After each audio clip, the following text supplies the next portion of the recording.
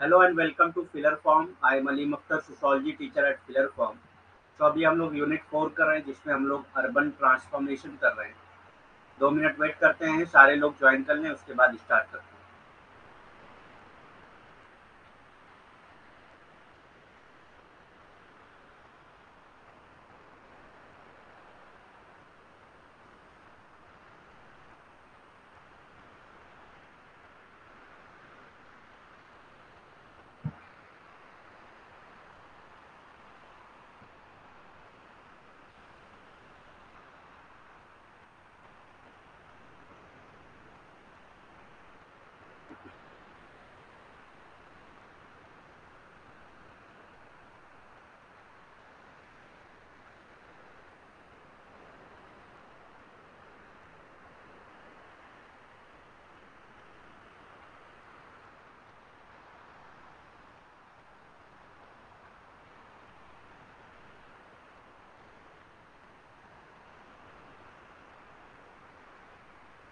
ठीक है, स्टार्ट करते हैं।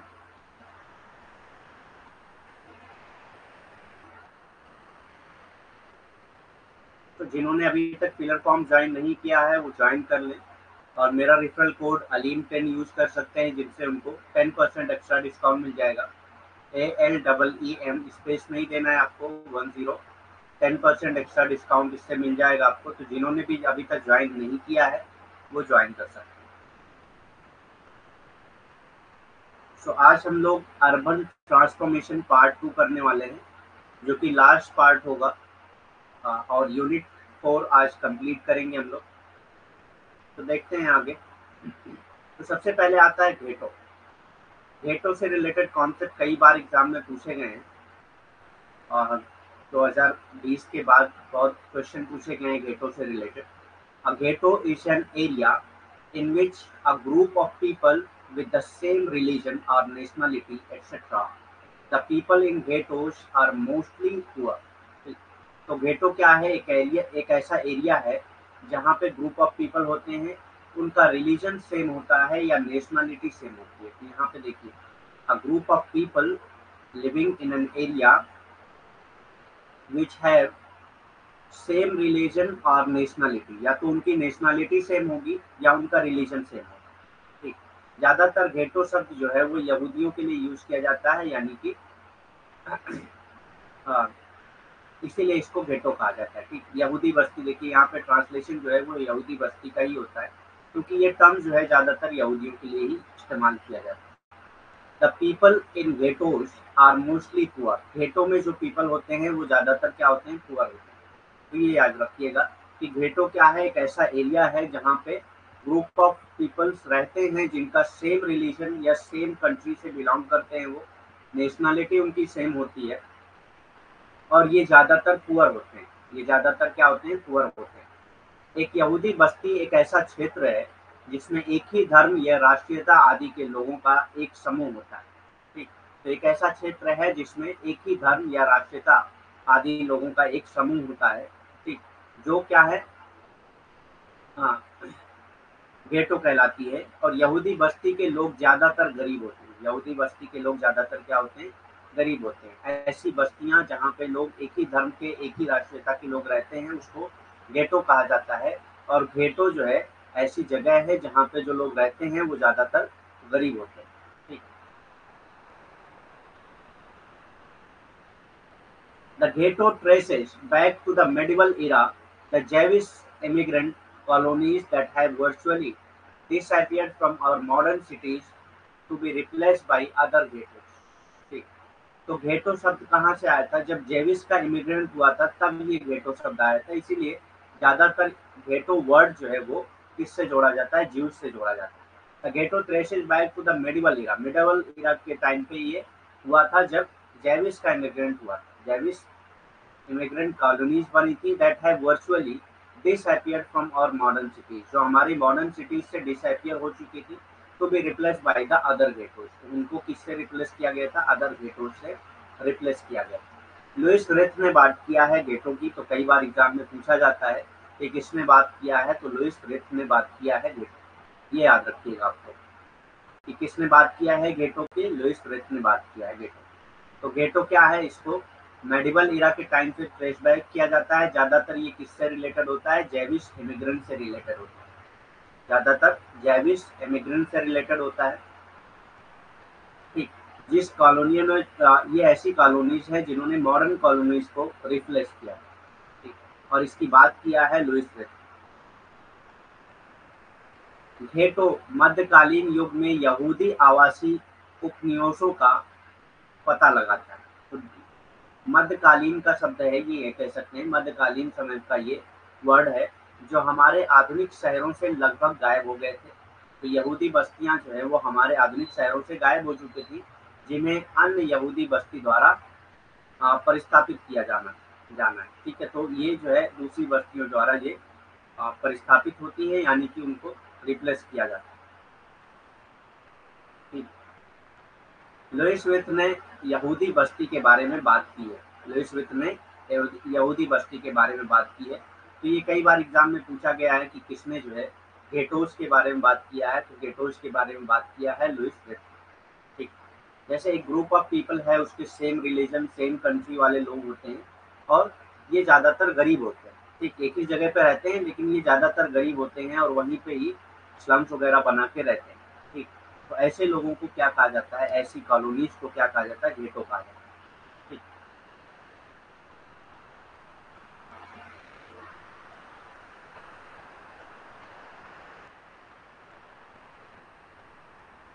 घेटोइजेशन क्या है? यहूदी बस्ती यानी कि घेटोइजेशन। अब यहाँ पे मैंने बताया था जब TION लग जाए तो इसका मतलब होता है प्रोसेस। TION लग जाए तो इसका मतलब होता है प्रोसेस। तो घेटोइजेशन मतलब घेटो बनने का एक प्रोसेस। ठीक, यहूदी बस्ती बनने का एक प्रोसेस, एक प्रक्रिया। ठीक, ghettoization is a process of isolation or restriction of members living in minority people। ठीक, तो ghettoization क्या है?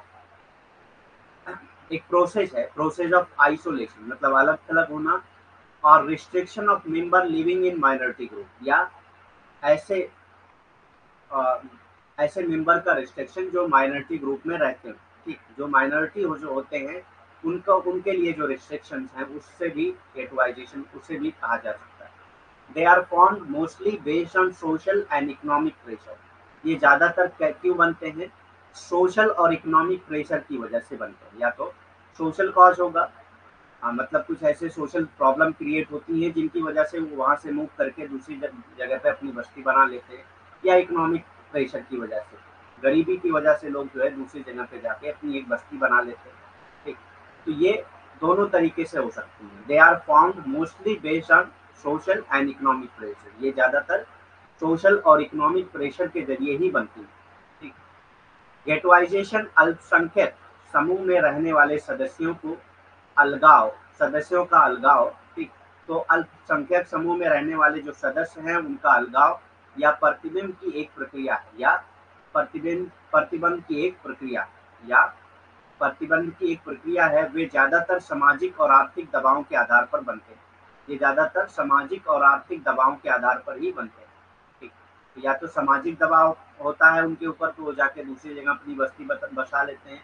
ठीक, या तो आर्थिक दबाव होता है तब जाके वो अपनी बस्ती दूसरी जगह पे बसा लेते हैं। तो ये ज्यादातर अल्पसंख्यक समूह जो होते हैं उन्हीं के द्वारा बनाया जाता है, क्योंकि उन्हीं उन्हीं के ऊपर ज्यादा प्रेशर डाला जाता है। ठीक, तो उनके अलगाव या उनके पास उनके ऊपर जो प्रतिबंध लगाए जाते हैं उसकी वजह से ये होता है। ठीक,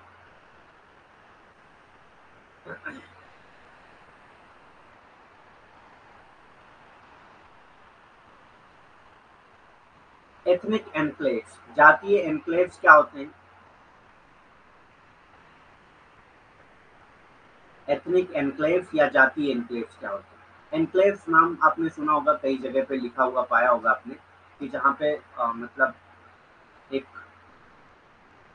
एक बस्ती बनी होती है, कई घर होते हैं, उनको एक एन्क्लेव कह दिया जाता है। ठीक है, in sociology an ethnic enclave is a geographic area with high ethnic concentration। ठीक, सोशियोलॉजी में एथनिक एन्क्लेव किसको कहते हैं? एक ऐसा ज्योग्राफिक एरिया, एक ऐसा एरिया है जहाँ पे हाई एथनिक कंसंट्रेशन होता है। हाई एथनिक कंसंट्रेशन मतलब कि एक ही एथनिक ग्रुप के लोग होते हैं वहाँ पे। ठीक है, characteristics culturally cultural identity and economic activity.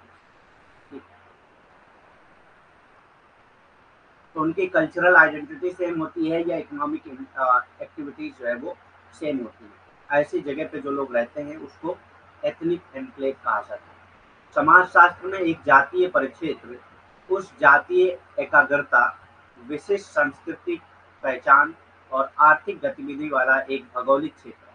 ठीक, तो ये एक ऐसा भौगोलिक क्षेत्र है जहाँ पे एक ही संस्कृति के मानने वाले लोग और एक ही जाति के मानने वाले लोग या एक ही आर्थिक गतिविधि, मतलब सारे लोग एक ही आर्थिक गतिविधियां करते हो, ऐसे लोग रहते हो, तो उसको क्या कहा जाता है? इथनिक एनक्लेव कहा जाता है। तो इथनिसिटी से रिलेटेड है इथनिक एनक्लेव, ऐसे ऐसी रहने की जगह जहाँ पे लोगों की इथनिसिटी एक हो। ठीक, चाहे वो कल्चरल हो चाहे वो इकोनॉमिक हो, उनकी इथनिसिटी अगर एक हो, एक जैसी हो, तो उसको इथनिक एनक्लेव कहा जाता है। उनकी जाति जो है वो एक हो, तो उसी को जातीय एनक्लेव कहा जाता है। ठीक, ऐसी जगह जहाँ पे ग्रुप ऑफ पीपल तो रहते हैं लेकिन उनकी जो जाति है वो एक, ठीक, समूह रहता है, मतलब लोगों का एक समूह रहता है वहाँ पे, लेकिन उनकी जाति एक होती है, यानी कि उनकी संस्कृति या तो एक होती है या उनकी जो आर्थिक गतिविधियां होती हैं वो एक जैसी होती है। तो ऐसी जगहों को जातीय एनक्लेव कहा जाता है। ठीक। The term is usually used to refer to either a residential area or a workplace with a high concentration of ethnic form। तो ये टर्म किस लिए यूज किया जाता है? ये ज्यादातर यूज किया जाता है या तो कोई रेसिडेंशियल एरिया के लिए, ठीक, जहाँ पे लोग रहते हैं, ठीक, कोई रेसिडेंशियल एरिया जहाँ पे लोग रहते हैं, और अ वर्क प्लेस या कोई ऐसा वर्क प्लेस जहाँ पे एक ही मतलब इकोनॉमिक एक्टिविटीज से रिलेटेड लोग रहते हों, या एक ही उन लोगों का कल्चर भी एक ही हो। ठीक, तो या तो वो वर्क प्लेस हो सकता है, जरूरी नहीं कि वो हमेशा रेसिडेंशियल एरिया हो, वर्क प्लेस भी हो सकता है। एथनिक एनक्लेव जो है वो वर्क प्लेस भी हो सकता है। The term is usually used to refer to either a residential area और अ वर्क प्लेस। तो या तो ये एक रेसिडेंशियल एरिया से रिलेटेड होता है या वर्क प्लेस से रिलेटेड होता है। ठीक, या तो ये रेसिडेंशियल एरिया से रिलेटेड होता है या वर्क प्लेस से रिलेटेड होता है, with a high concentration of ethnic firm, जहाँ पे जो है इथनिक फर्म का कंसंट्रेशन ज्यादा होता है, मतलब एक ही इथनिक ग्रुप के लोग ज्यादा होते हैं। ठीक, इस शब्द का प्रयोग आमतौर पर एक आवासीय क्षेत्र या जातीय फर्मों की उच्च सांद्रता वाले कार्य क्षेत्र से संबंधित है। तो या तो ये आवासीय क्षेत्र हो सकता है या कार्य क्षेत्र हो सकता है जहाँ पे एक ही जाति के लोग रहते हैं। ठीक, जहाँ पे एक ही जाति को लोग रहते हो, ऐसी जगह, चाहे वो आवासीय हो सकती है चाहे वो कार्य क्षेत्र हो सकता है, दोनों जगह हो सकती है, तो उसको जातीय एनक्लेव कहा जाएगा या एथनिक एनक्लेव कहा जाता है। ठीक,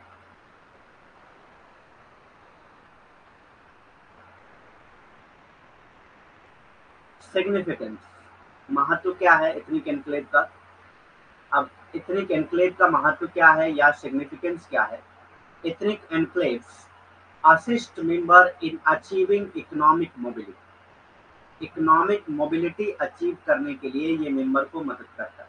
ठीक, क्योंकि अगर एक एरिया है, वहाँ पे सिर्फ एक ही कम्युनिटी के लोग रह रहे हैं, एक ही कल्चर के मानने वाले लोग रह रहे हैं, एक ही इकोनॉमिक एक्टिविटीज करने वाले लोग रह रहे हैं, तो वहाँ पे चांसेस ज्यादा होते हैं इकोनॉमिक मोबिलिटी। ठीक, तो एथनिक एनक्लेव क्या करते हैं? असिस्ट करते हैं मेंबर को in achieving economic mobility, economic mobility को अचीव करने में ये मदद करते हैं। ठीक, तो ethnic enclaves assist member in achieving economic mobility. जातीय परिक्षेत्र सदस्यों को आर्थिक गतिशीलता प्राप्त करने में सहायता करते हैं। तो एनक्लेव की जगह पे परिक्षेत्र भी रख सकते हैं आप। तो जातीय परिक्षेत्र क्या है? ये सदस्यों को आर्थिक गतिशीलता प्राप्त करने में सहायता करते हैं, क्योंकि एथनिक यानी कि जातीय परिक्षेत्र में सारे लोग एक ही आर्थिक गतिविधि में इन्वॉल्व होते हैं, तो इसीलिए वहाँ पे आर्थिक गतिशीलता बहुत संभव होती है। तो ये एक तरह से जो जातीय परिक्षेत्र होता है वो सदस्यों को आर्थिक आर्थिक गतिशीलता प्राप्त करने में सहायता करता है। ठीक,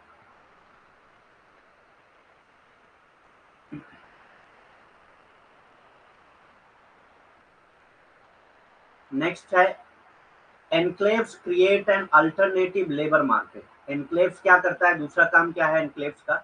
ये क्रिएट करता है अल्टरनेटिव लेबर मार्केट। एक अल्टरनेटिव लेबर मार्केट क्रिएट करता है दैट इज एथनिक स्पेसिफिक, जो क्या है एथनिक स्पेसिफिक होता है, एक ही एथनिक के मानने वाले लोग होते हैं, ठीक। And does not demand social and cultural skill of the host country, ठीक। और जो है उस होस्ट कंट्री यानी कि जिस कंट्री में ये रहते हैं, ठीक, होस्ट कंट्री किसको कहेंगे, जिस कंट्री में ये रहते हैं वहाँ के कल्चरल और सोशल स्किल के लिए ये डिमांड नहीं करते हैं, मतलब वहाँ के कल्चरल या सोशल स्किल को ये अडॉप्ट नहीं करते हैं, ठीक। तो ये क्या है, एथनिक एनक्लेव जो है वो क्रिएट करते हैं alternative market, labour market that is ethnic specific, जो एथनिक स्पेसिफिक होता है, और ये होस्ट कंट्री यानी कि जिस कंट्री में ये रहते हैं उसकी कल्चरल स्किल या सोशल स्किल की डिमांड नहीं करते, ठीक। परिक्षेत्र एक वैकल्पिक श्रम बाजार है, बाजार का निर्माण करते हैं, तो ये परिक्षेत्र क्या है, एक वैकल्पिक श्रम बाजार का निर्माण करते हैं जो जातीय विशिष्ट होते हैं, तो ये श्रम बाजार जो होते हैं वो जाति के बेस पे होते हैं, जातीय विशिष्ट होते हैं।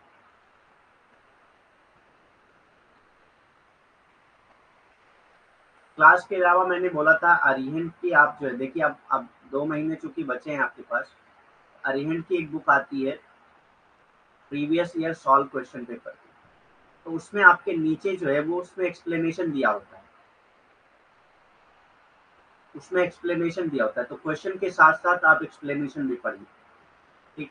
उससे क्या होगा कि आपके क्वेश्चन के साथ साथ जो उससे उस क्वेश्चन का जो बैकग्राउंड होता है वो भी पता हो जाएगा, तो एक क्वेश्चन के साथ आपके 2-3 क्वेश्चन भी तैयार हो जाते हैं।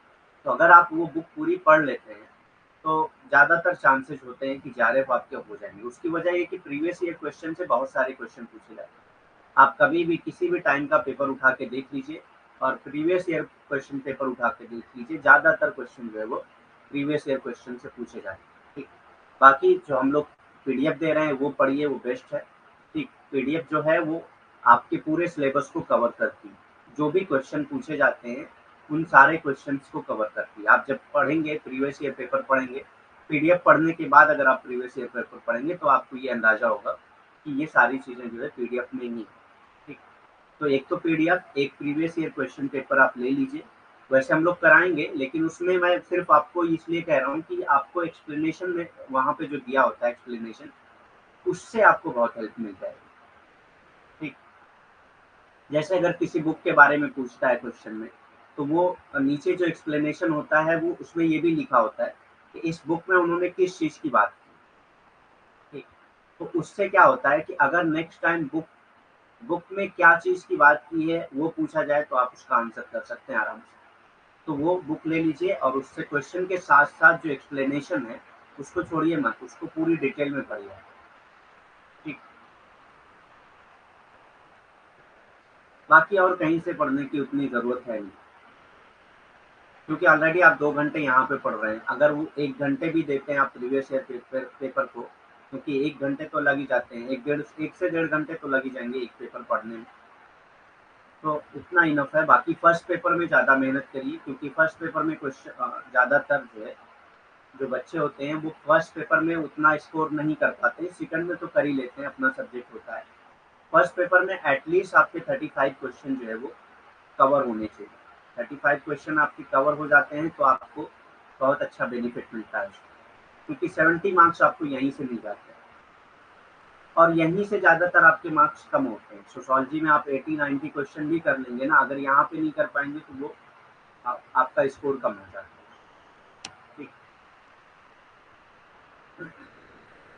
ठीक है, तो परिक्षेत्र क्या है, एक वैकल्पिक श्रम बाजार का निर्माण करते हैं जो जातीय विशिष्ट होते हैं, जो किसी एक जाति विशिष्ट से बिलोंग करते हैं, संबंधित होते हैं, और मेजबान देश के यानी कि जिस देश में वो रहते हैं उसके सामाजिक और सांस्कृतिक कौशल की मांग नहीं करते हैं, मतलब उसके सामाजिक या सांस्कृतिक कौशल की मांग नहीं करते हैं, मतलब उनकी उनको उस चीज़ की ज़रूरत नहीं होती है, ठीक। वो उसको नहीं अडॉप्ट करते हैं।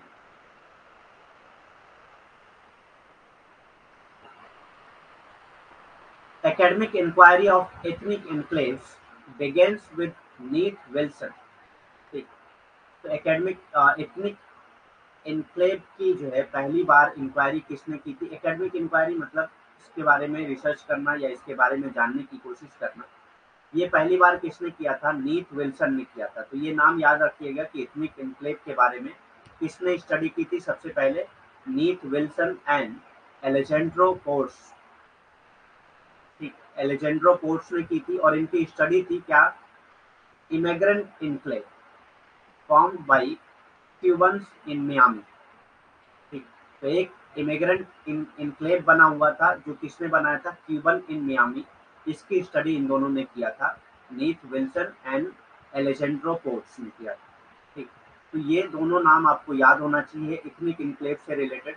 और पहला इथनिक इनक्लेव जिसकी स्टडी की गई थी वो कौन सी थी? इमिग्रेंट इनक्लेव था जो किसने बनाया था? क्यूबन्स इन मियामी।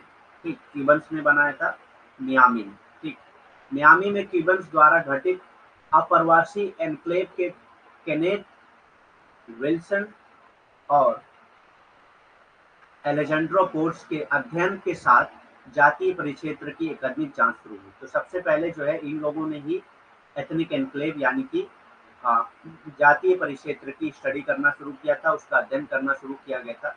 तो इनका नाम क्या था? केनेथ विल्सन और एलेजेंड्रो पोर्स था। इन्होंने कौन से जातीय परिक्षेत्र की स्टडी की थी? क्यूबन्स द्वारा घटित अप्रवासी एन्क्लेव की का अध्ययन किया था इन्होंने। ठीक, तो ये चीज याद रखिएगा आप लोग।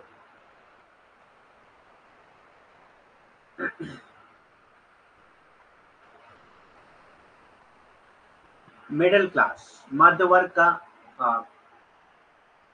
अर्बन एरियाज में मिडिल क्लास का इन्वॉल्वमेंट क्या था वो देखते हैं हम लोग, कैसे ये लोग डेवलप हुए। The middle class is a description given to individual and household who typically fall between the working class and the upper class within a socio-economic hierarchy. तो मिडिल क्लास क्या है? Is a description given to individual, एक ऐसा description है जो individual के बारे में दिया जाता है। वो typically fall between the working class, जो किस किस के बीच में पाया जाता है? वर्किंग क्लास और अपर क्लास के बीच में पाया जाता है। तो एक ऐसा इंडिविजुअल की पोजीशन बताई जाती है, एक ऐसे इंडिविजुअल की पोजीशन बताई जाती है जो ना ही वर्किंग क्लास से बिलोंग करता है और ना ही अपर क्लास से बिलोंग करता है, बल्कि इन दोनों के बीच में होता है। ठीक, तो इसको मिडिल क्लास कहा गया। With in a socio economic hierarchy, जो भी सोशियो इकोनॉमिक हायरार्की है, तो सोशियो इकोनॉमिक हायरार्की में एक अपर क्लास होती है और एक जो है वर्किंग क्लास होती है। वर्किंग क्लास होती है, तो इन दोनों के बीच में ही क्या होता है? मिडिल क्लास होती है। इन दोनों के बीच में ही मिडिल क्लास होती है। ठीक, मध्य वर्ग, मध्य वर्ग उन व्यक्तियों और परिवारों को दिया गया विवरण है जो आमतौर पर सामाजिक आर्थिक पदानुक्रम के भीतर श्रमिक वर्ग और उच्च वर्ग के बीच आते हैं। ठीक, जो आमतौर पर, तो मध्य वर्ग उन व्यक्तियों और परिवारों को दिया जाता है जो वितरण परिवारों को दिया गया वितरण है जो आमतौर पर सामाजिक आर्थिक पदानुक्रम के भीतर श्रमिक वर्ग और उच्च वर्ग के बीच में आते हैं। तो श्रमिक वर्ग जो सबसे निचला वर्ग होता है और उच्च वर्ग जो ऊंचा वर्ग होता है, उन दोनों के बीच में कौन आता है? मध्यम वर्ग आता है। ठीक, Karl Marx refers to the middle class as part of the bourgeoisie. तो कार्ल मार्क्स जो है मिडिल क्लास को पार्ट ऑफ बार्जुआजीज कहते हैं। ठीक, ये बार्जुआजीज के पार्ट हैं, या उनको जो है उन्होंने पेटी बार्जुआजीज कहा है। ठीक, या उनको उन्होंने पेटी बार्जुआजीज कहा है और स्मॉल बिजनेस ओनर कहा है, या स्मॉल बिजनेस ओनर कहा है। कार्ल मार्क्स ने मध्य वर्ग को पूंजीपति वर्ग अर्थात क्षुद्र पूंजीपति या छोटे व्यवसाय के मालिक के हिस्से के रूप में संदर्भित किया। तो ऐसे लोग भी हैं जो छोटे व्यवसाय करते हैं, छोटे छोटे बिजनेस करते हैं। वो अपर क्लास में तो आते नहीं है, लेकिन वो श्रमिक क्लास भी नहीं है, वर्किंग क्लास भी नहीं है। अपनी ही आ, अपने ही काम में, अपने ही बिजनेस में वो काम कर रहे हैं। ठीक, किसी कहीं पे जो है वो लेबर नहीं बन रहे हैं। ठीक, वर्कर नहीं है कहीं पे, अपने ही बिजनेस में काम कर रहे हैं, लेकिन उनका बिजनेस इतना छोटा है कि वो अपर क्लास में नहीं आ सकते। ठीक, लेकिन वो वर्किंग क्लास में भी नहीं आते क्योंकि वो कहीं पे जाके काम नहीं कर रहे, अपने ही बिजनेस में कर रहे हैं। ऐसे लोगों को मिडिल क्लास में रखा गया और कार्ल मार्क्स ने इनको जो है पेटी बार्जुआजीज या स्मॉल बिजनेस ओनर कहा। ठीक, कार्ल मार्क्स ने इनको क्षुद्र पूजा पूंजीपति या छोटे व्यवसाय के मालिक के रूप में बताया है मध्यम वर्ग को। ठीक।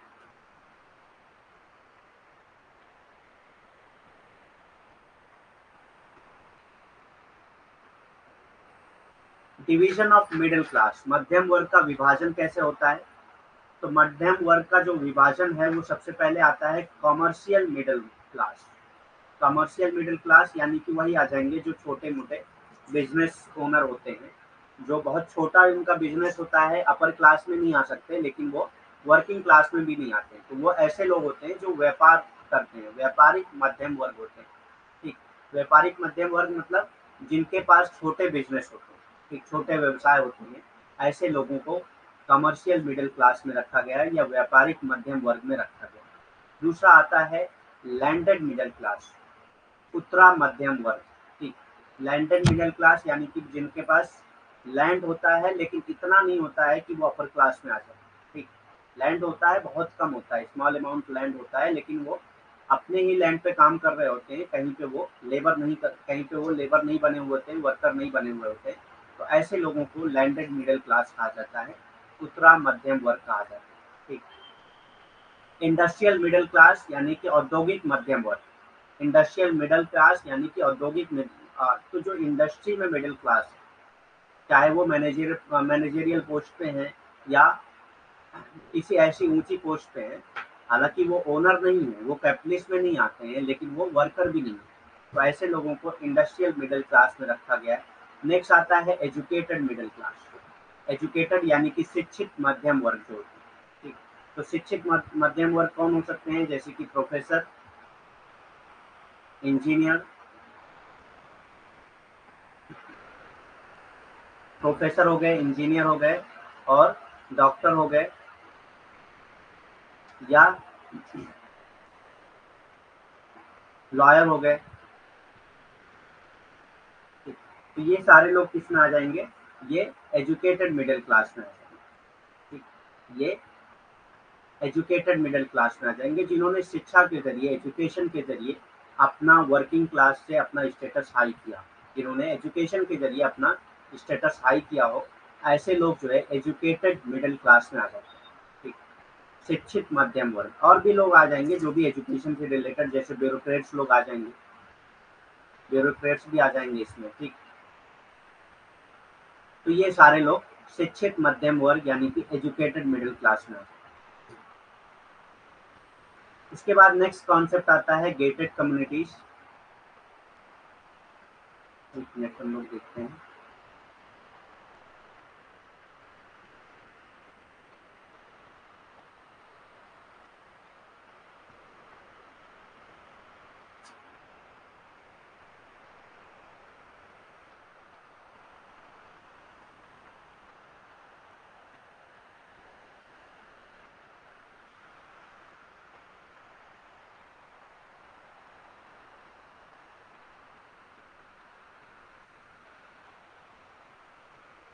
ये यहाँ पे देखिए, एक अर्बन मिडिल क्लास का कॉन्सेप्ट है, वो हम लोग देख लेते हैं, उसके बाद आगे देखेंगे, क्योंकि ये मिडिल क्लास से ही रिलेटेड है, इसलिए इसको पहले पढ़ लेते हैं हम लोग। Urban middle class, this group included the manager. तो इस ग्रुप में कौन से लोग आते हैं? Managers, salesman, engineers, doctors, accountants and other salaried professional, और ऐसे प्रोफेशनल जिनको सैलरी मिलती है, ठीक, जिनको मंथली सैलरी मिलती हो, वो सब लोग जो है अर्बन मिडिल क्लास में आ जाते हैं। Who still work for a living, जो अभी भी जो है लिविंग के लिए काम कर रहे हैं, but were significantly better educated, लेकिन ये जो है बेटर एजुकेटेड होते हैं, इनको इनको अच्छी शिक्षा मिली हुई होती है, and compensated than the working class poor, और जो है इनकी पोजीशन वर्किंग क्लास पुअर से अच्छी होती है। ठीक। और इनकी पोजीशन वर्किंग क्लास पुअर से अच्छी होती है। तो ऐसे लोग जो मैनेजर्स की पोस्ट पे हैं, सेल्समैन की पोस्ट पे हैं, इंजीनियर्स हैं, डॉक्टर्स हैं, अकाउंटेंट हैं, या ऐसे लोग जो जो सैलरीड प्रोफेशनल हैं, ठीक, जो अभी भी काम कर रहे हैं, लिविंग के लिए, लाइवलीहुड के लिए काम कर रहे हैं, लेकिन इनकी पोजीशन जो है वो अच्छी होती है वर्किंग क्लास से। क्यों? क्योंकि इनके पास जो है एजुकेशन होती है, ये एजुकेटेड होते हैं। तो एक तरह से इसको आप कह सकते हैं एजुकेटेड मिडिल क्लास। ठीक। तो ये एजुकेटेड मिडिल क्लास के लोग होते हैं। तो आप देखेंगे अर्बन एरियाज में ज़्यादातर लोग जो है यही होते हैं, या तो मैनेजर्स होंगे, सेल्समैन होंगे, इंजीनियर होंगे, डॉक्टर होंगे, जो अच्छी जगहों पे काम करते हैं। ठीक, तो ऐसे लोगों की पोजीशन जो है वो मिडिल क्लास में आती है, वर्किंग क्लास में नहीं आती है। हालांकि ये वर्क ही कर रहे हैं, अपनी लाइवलीहुड के लिए वर्क ही कर रहे हैं। अगर कोई डॉक्टर है वो हॉस्पिटल में जाके काम ही तो करेगा। ठीक, लेकिन इनकी जो चूंकि इनका एजुकेशन अच्छा होता है और इनकी पोजीशन जो है वर्किंग क्लास से ऊंची होती है। ठीक, शहरी मध्यम वर्ग। तो शहरी मध्यम वर्ग में कौन आता है? इस समूह में प्रबंधक, सेल्समैन, इंजीनियर, डॉक्टर, अकाउंटेंट और अन्य वेतनभोगी पेशेवर शामिल हैं। ठीक, तो इसमें कौन-कौन से लोग आते हैं? सेल्समैन, इंजीनियर, डॉक्टर, अकाउंटेंट और जितने भी वेतनभोगी पेशेवर शामिल हैं। वेतनभोगी मतलब जिनको वेतन मिलती है। ठीक, जो अभी भी आजीविका के लिए काम करते हैं, जो अभी भी क्या करते हैं? आजीविका के लिए अपने आजीविका के लिए काम तो करते हैं, लेकिन श्रमिक वर्ग के गरीबों की तुलना में काफ़ी बेहतर शिक्षित और मुआवजे वाले होते हैं। ठीक, तो इनको जो पैसा मिलता है वो वर्किंग क्लास से अच्छा मिलता है, श्रमिक वर्ग से अच्छा मिलता है। श्रमिक वर्ग में जो गरीब हैं उनसे अच्छा पैसा इनको मिलता है और उनके पास बेहतर शिक्षा होती है, इसीलिए जो है ये मिडिल क्लास में आते हैं। ठीक, तो शहरी मिडिल क्लास मध्यम वर्ग में आप देखेंगे ज़्यादातर सेल्समैन, इंजीनियर, डॉक्टर, अकाउंटेंट और जो भी वेतनभोगी होते हैं वही पाए जाते हैं। ठीक, अब इसकी इम्पोर्टेंस क्या है अर्बन मिडिल क्लास की? Why is the urban middle class is important? The middle class lifestyle is typically correlated with certain living conditions. तो मिडिल क्लास की जो लाइफस्टाइल है वो लिविंग कंडीशन से कोरिलेटेड होती है, सर्टेन लिविंग कंडीशन। अब ये कैसी लिविंग कंडीशन होती है? सच एज डिसेंट हाउसिंग, इनका हाउसिंग जो है वो डिसेंट हाउसिंग होता है, एंड बीइंग सिक्योर, और बहुत सुरक्षित होते हैं। अफोर्डेबल होता है, इनकी हाउसिंग जो है वो अफोर्डेबल होती है, एक्सेसिबल होती है, and close to urban centre, और ज़्यादातर ये अर्बन सेंटर के क्लोज होती है। ठीक, तो इनका जो रेसिडेंशियल एरिया होता है डिसेंट हाउसिंग होता है। ठीक, और सिक्योर्ड होते हैं, अफोर्डेबल होते हैं, और मतलब इनकी हाउसिंग जो है वो लिविंग कंडीशन जो है वो अफोर्डेबल होती है। ठीक, लिविंग कंडीशन वो अफोर्डेबल होती है, एक्सेसिबल होती है, और ये क्लोज होती है अर्बन सेंटर्स। ठीक, शहरी मध्यम वर्ग क्यों महत्वपूर्ण है? मध्यम वर्ग की जीवन शैली आमतौर पर कुछ निश्चित जीवन स्थितियों से संबंधित होती है। तो ये आमतौर पर कुछ निश्चित जीवन स्थितियों से संबंधित होती है, जैसे कि सभ्य आवास। तो इनका आवास जो होता है वो सभ्य होता है, और ये सुरक्षित होते हैं। ठीक, ऐसी जगहों पे रहते हैं जहाँ पे सुरक्षित होते हैं। आप देखेंगे कि वर्किंग क्लास जो है वो ऐसी जगहों पे रहते हैं जहाँ पे सुरक्षित नहीं होते हैं। ठीक, सुरक्षित जगहों पे वो नहीं रहते हैं, लेकिन जो मिडिल क्लास होते हैं वो सुरक्षित जगहों पे रहते हैं और किफ़ायती होते हैं। इनकी जो लिविंग कंडीशन होती है वो किफ़ायती और बहुत महंगी नहीं होती है, किफ़ायती ही होती है।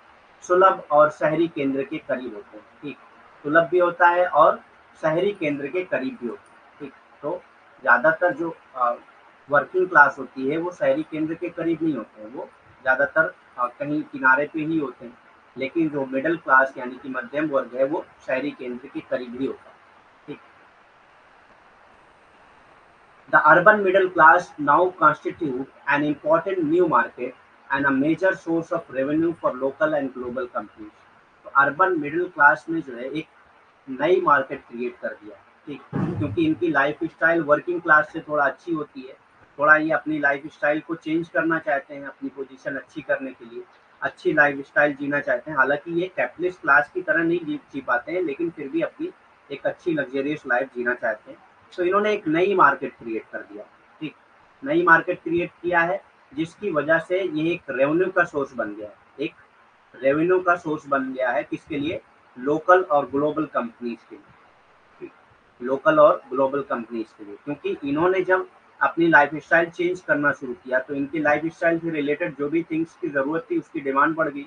अब डिमांड बढ़ गई तो लोकल मार्केट में जो भी चीज़ें अवेलेबल होंगी उस उनके लिए ये एक रेवेन्यू बन जाएगा, एक रेवेन्यू का सोर्स बन जाएगा। या ग्लोबल कंपनीज जो है वो सारी चीज़ें बनाएंगी जो मिडिल क्लास लोग यूज करते हैं। ठीक, जो मिडिल क्लास लोग यूज करते हैं।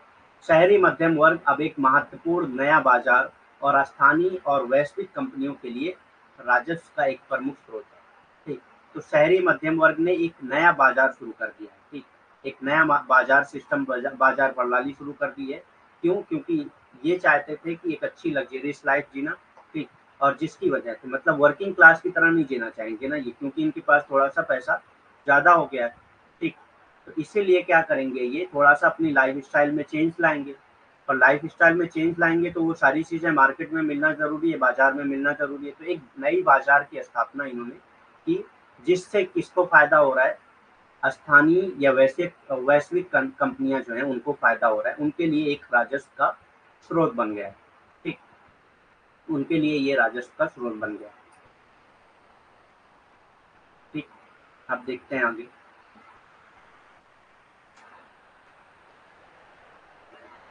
तो यहाँ तक हम लोग मिडिल क्लास कंप्लीट कर चुके हैं। अब हम लोग कंटिन्यू करते हैं आगे जो भी कॉन्सेप्ट है उससे।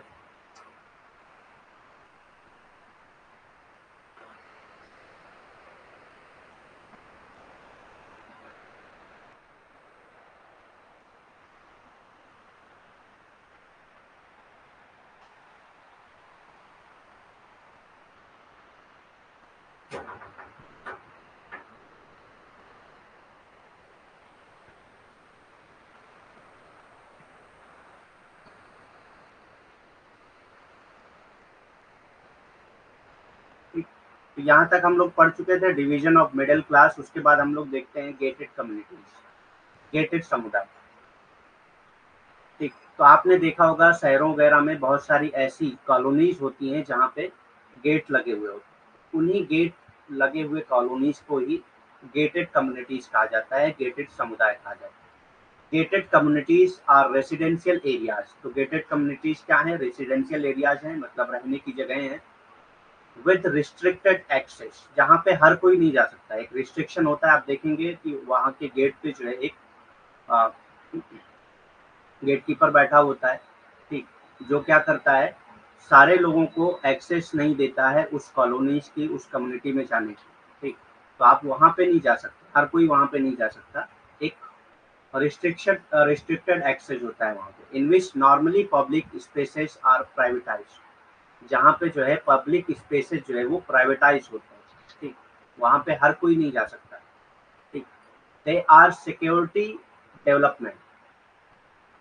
ये क्या है? सिक्योरिटी डेवलपमेंट है, वहाँ पे सिक्योरिटी सिस्टम बहुत अच्छा होता है, विद डिजिग्नेटेड पैरामीटर, ठीक। डेजिग्नेटेड पैरामीटर मतलब कि हर कोई नहीं जा सकता, एक पैरामीटर वो फॉलो करना होगा। अगर आप उस पैरामीटर में आते हैं तभी आप वहाँ पे जा पाएंगे। यूजुअली वॉल्स और फेंसेस, ज़्यादातर जो है वॉल्स और फेंसेस के जरिए उसको कवर किया जाता है, ठीक। ज़्यादातर वॉल्स एंड फेंसेस के जरिए कवर किया जाता है, मतलब कि जैसे एक कम्युनिटी है यहाँ पे, ठीक, तो इसको वॉल्स के जरिए कवर कर दिया जाएगा और यहाँ पे एक गेट लगा दिया जाएगा, ठीक। अब यहाँ पे रिस्ट्रिक्शन हो जाता है, सारे लोग यहाँ पे नहीं जा सकते, ठीक। तो डेजिग्नेटेड पैरामीटर मतलब कि कोई ना कोई पैरामीटर होता है, एक एरिया तय कर दी जाती है, उस एरिया के अंदर ही जो रिस्ट्रिक्शन है एक्सेस का वो रहता है, ठीक। तो gated communities are residential areas with restricted access in which normally public spaces are privatized, जहाँ पे public spaces को जो है प्राइवेटाइज किया जाता है। दे आर सिक्योरिटी डेवलपमेंट, ये सिक्योरिटी डेवलपमेंट होते हैं विद डेजिग्नेटेड पैरामीटर, ठीक। तो एक यहाँ पे सिक्योर लोग होते हैं सारे लोग, क्योंकि वॉल्स और फेंसेस लगे होते हैं जिसके अंदर कोई और नहीं जा सकता है, ठीक है।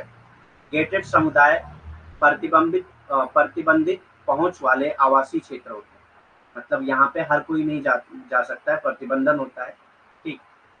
तो ये आवासीय क्षेत्र होते हैं जिसमें आमतौर पर सार्वजनिक स्थानों का निजीकरण किया जाता है, जहाँ पे सार्वजनिक स्थान तो होते हैं लेकिन वहाँ पे कोई और नहीं जा सकता है, उसका निजीकरण किया जाता है। वे निर्दिष्ट परिधि वाले सुरक्षा विकास हैं, ठीक। निर्दिष्ट परिधि वाले सुरक्षा विकास हैं जिसमें आमतौर पर दीवारें या बाड़ लगे होते हैं, ठीक। और दीवारों और बाड़ के जरिए उनको अलग किया जाता है और उनके अंदर जो है प्रतिबंध लगा दिया जाता है कि सारे लोग वहाँ पे नहीं जा सकते। जो लोग वहाँ पे रहते हैं वही वहाँ पे सिर्फ जा सकते हैं, या मतलब उनके स्टेटस से मिलते जुलते जो लोग होंगे वही जा सकते हैं।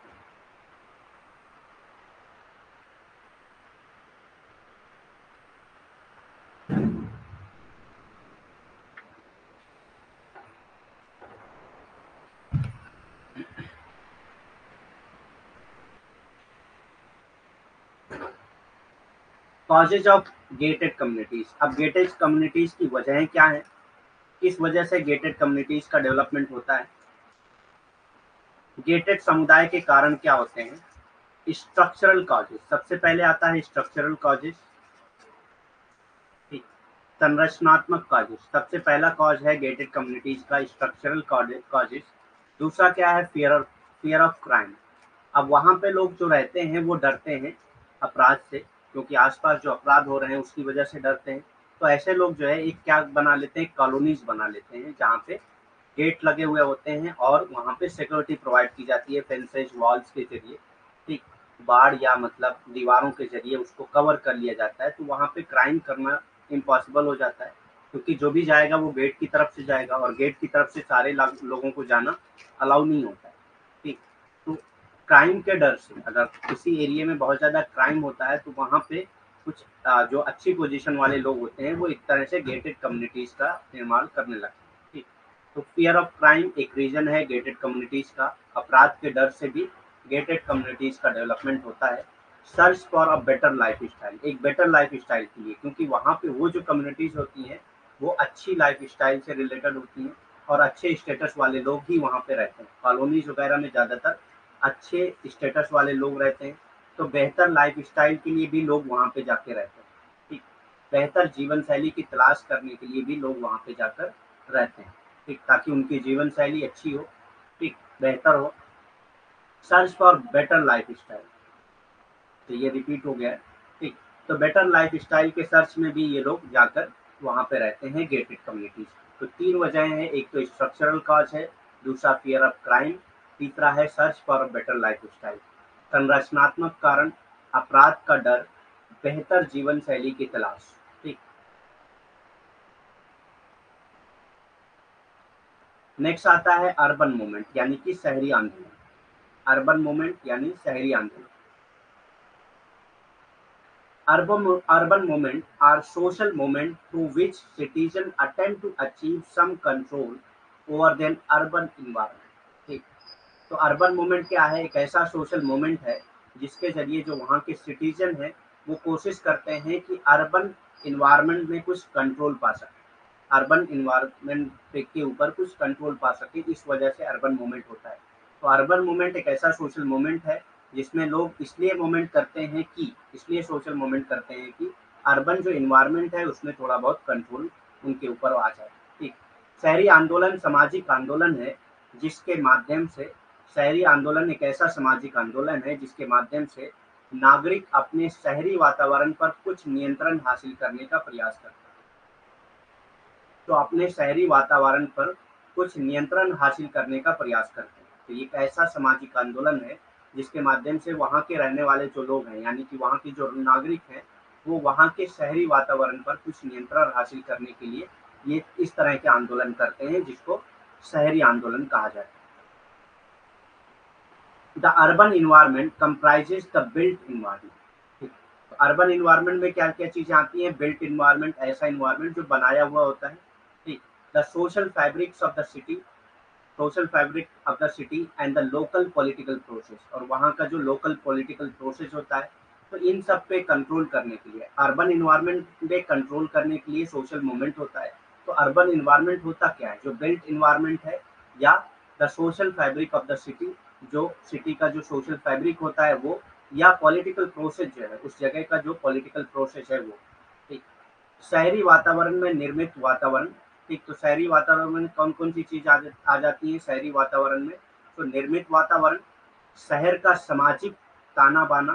ठीक, तो शहर का जो सामाजिक ताना बाना होता है और स्थानीय राजनीतिक प्रक्रिया शामिल होती है। ठीक, इन सारी चीजों पे कंट्रोल करने के लिए जो मूवमेंट होते हैं उसी को शहरी आंदोलन कहा जाता है। इन सब पे कंट्रोल करने के लिए जो आंदोलन होते हैं उसी को शहरी आंदोलन कहा जाता है। या ऐसी चीज़ों पे, इन सब इन्वायरमेंट में कंट्रोल करने के लिए जो भी मोमेंट होते हैं उसी को अर्बन मोमेंट कहा जाता है। ठीक, अभी हम लोग नेक्स्ट चैप्टर जो है, हम लोग का नेक्स्ट यूनिट जो है उसमें मोमेंट्स के बारे में हम लोगों को पढ़ना है, तो और डिटेल में थोड़ा सा पढ़ेंगे उसमें। Castells elegantly identifies three core themes of modern urban social movement। तो मैनुअल कैशल का नाम सुना होगा आपने, हम लोगों ने पढ़ा है 26 थिंकर में मैनुअल कैशल के बारे में, जिन्होंने एक बुक लिखी थी अर्बन क्वेश्चन के नाम से, अर्बन क्वेस्ट के नाम से। ठीक, तो वो मैनुअल कैशल ने ही 3 थीम बताई हैं अर्बन सोशल मूवमेंट। ठीक, castle elegantly identifies 3 core theme of modern urban and social movement, modern urban social movement.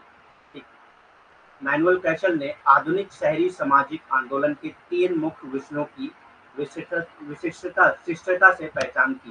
ठीक, 3 मुख्य विषयों की शिष्टता से पहचान की है अर्बन मूवमेंट का, अर्बन यानी कि शहरी आंदोलन।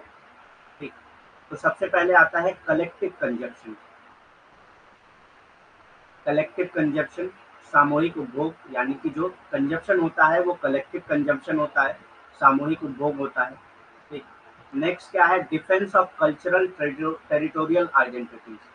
जो कल्चरल टेरिटोरियल आइडेंटिटीज होती हैं उसको डिफेंस करने के लिए मूवमेंट होता है।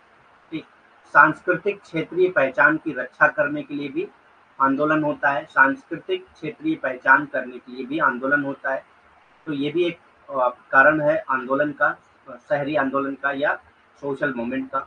Local government as a target for political mobilisation. ठीक, लोकल गवर्नमेंट क्या है, एक टारगेट होता है पॉलिटिकल मोबिलाइजेशन के लिए। ठीक, राजनीतिक लामबंदी के लक्ष्य के रूप में स्थानीय सरकार होती है। ठीक, राजनीतिक लामबंद के लक्ष्य के रूप में स्थानीय सरकारें होती हैं। तो इसीलिए ज्यादातर शहरी आंदोलन होते हैं अकॉर्डिंग टू मैनुअल कैशल। ठीक, मैनुअल कैशल ने ये तीन बताए हैं सोशल मूवमेंट। तो ये तीनों थीम आपको याद होना चाहिए। पहला क्या है, कलेक्टिव कंजप्शन, दूसरा defence of cultural territorial identity, तीसरा local government as a target for political mobilisation. पहला है सामूहिक उपभोग, दूसरा है सांस्कृतिक क्षेत्रीय पहचान की रक्षा, तीसरा राजनीतिक लामबंदी के लक्ष्य के रूप में स्थानीय सरकार। ठीक, नेक्स्ट कॉन्सेप्ट आता है अर्बन वायलेंस। अर्बन वायलेंस क्या है, urban violence is seemingly everywhere in dusty border towns and concrete inner cities, sprawling informal settlement and secluded gated communities, dark alleyways and busy demonstrations, fast gentrifying neighborhood and dilapidated, dilapidated sites, futuristic business districts, leafy residential street and स्टिग्मेटाइज्ड बैनलिस्ट। इन सब जगहों पे urban violence होता है। हिंदी में हम लोग देख लेते हैं, ज़्यादा सही से समझ में आएगा इसमें। शहरी हिंसा क्या है, शहरी हिंसा प्रतीत होता है हर जगह होती है। तो शहरी हिंसा कहाँ पे होती है, अर्बन वायलेंस कहाँ पे होता है, हर जगह पे होता है, चाहे वो धूल भरे सीमावर्ती कस्बे हों, ठीक, या ठोस आंतरिक शहर हों, ठीक, या अंदर की जो अंदर के शहर हों, बहुत घने शहर जो होते हैं वो भी, उन जगहों पे भी हिंसाएं होती हैं, वायलेंस होती हैं। अनौपचारिक बस्तियां जो होती हैं वहाँ पे भी वायलेंस होता है, और एकांत गेटेड समुदाय जो होते हैं, गेटेड कम्युनिटीज में भी वायलेंस होता है। ठीक, गेटेड कम्युनिटीज में भी वायलेंस होता है। अंधेरी गलियां जो होती हैं शहरों में वहाँ पे भी वायलेंस होता है, और वेस्ट जगहें होती हैं वहाँ पे भी वायलेंस होता है। प्रदर्शनों की जगह जो होती है वहाँ पे भी वायलेंस होता है, वहाँ पे भी हिंसा होती है। तेजी से बढ़ते पड़ोस और जीर्ण शीर्ण स्थल जो होते हैं वहाँ पे भी वायलेंस होते हैं। भविष्य के व्यापारिक जिलों की, ऐसे व्यापारिक जिले जो भविष्य में बिजनेस मॉडल बनने वाले हैं वहाँ पे भी ज्यादातर हिंसा होती है। पत्तेदार आवासीय सड़कें जो होती हैं, जो हरी भरी सड़कें होती हैं, आपने देखा होगा अगल बगल पेड़ वगैरह लगे होते हैं, बहुत ज्यादा मतलब हरी भरी सड़कें होती हैं, वो अंदर जो है पूरा एक सुरंग की तरह होता है। ठीक, तो वो पत्तेदारी आवासीय सड़कें जो होती हैं वहाँ पे भी क्या होता है, वहाँ पे भी हिंसाएं होती हैं, वहाँ पे भी वायलेंस होता है। और कलंकित प्रतिबंधियों में, इन सब जगहों पे जो है वायलेंस होते हैं। तो शहरों में जो वायलेंस होते हैं वो हर जगह होते हैं, यहाँ पे पूरा बताया गया है कहाँ कहाँ पे होते हैं। ठीक, तो तकरीबन शहर की हर हिस्से कवर होते हैं इसमें। ठीक, तो ऐसे वायलेंस जो शहर में हो रहे हैं उसको अर्बन वायलेंस कहा जाता है। ठीक, नेक्स्ट कॉन्सेप्ट आता है अर्बन फ्रिंज का। Urban fringe. अब ये अर्बन फ्रिंज क्या है?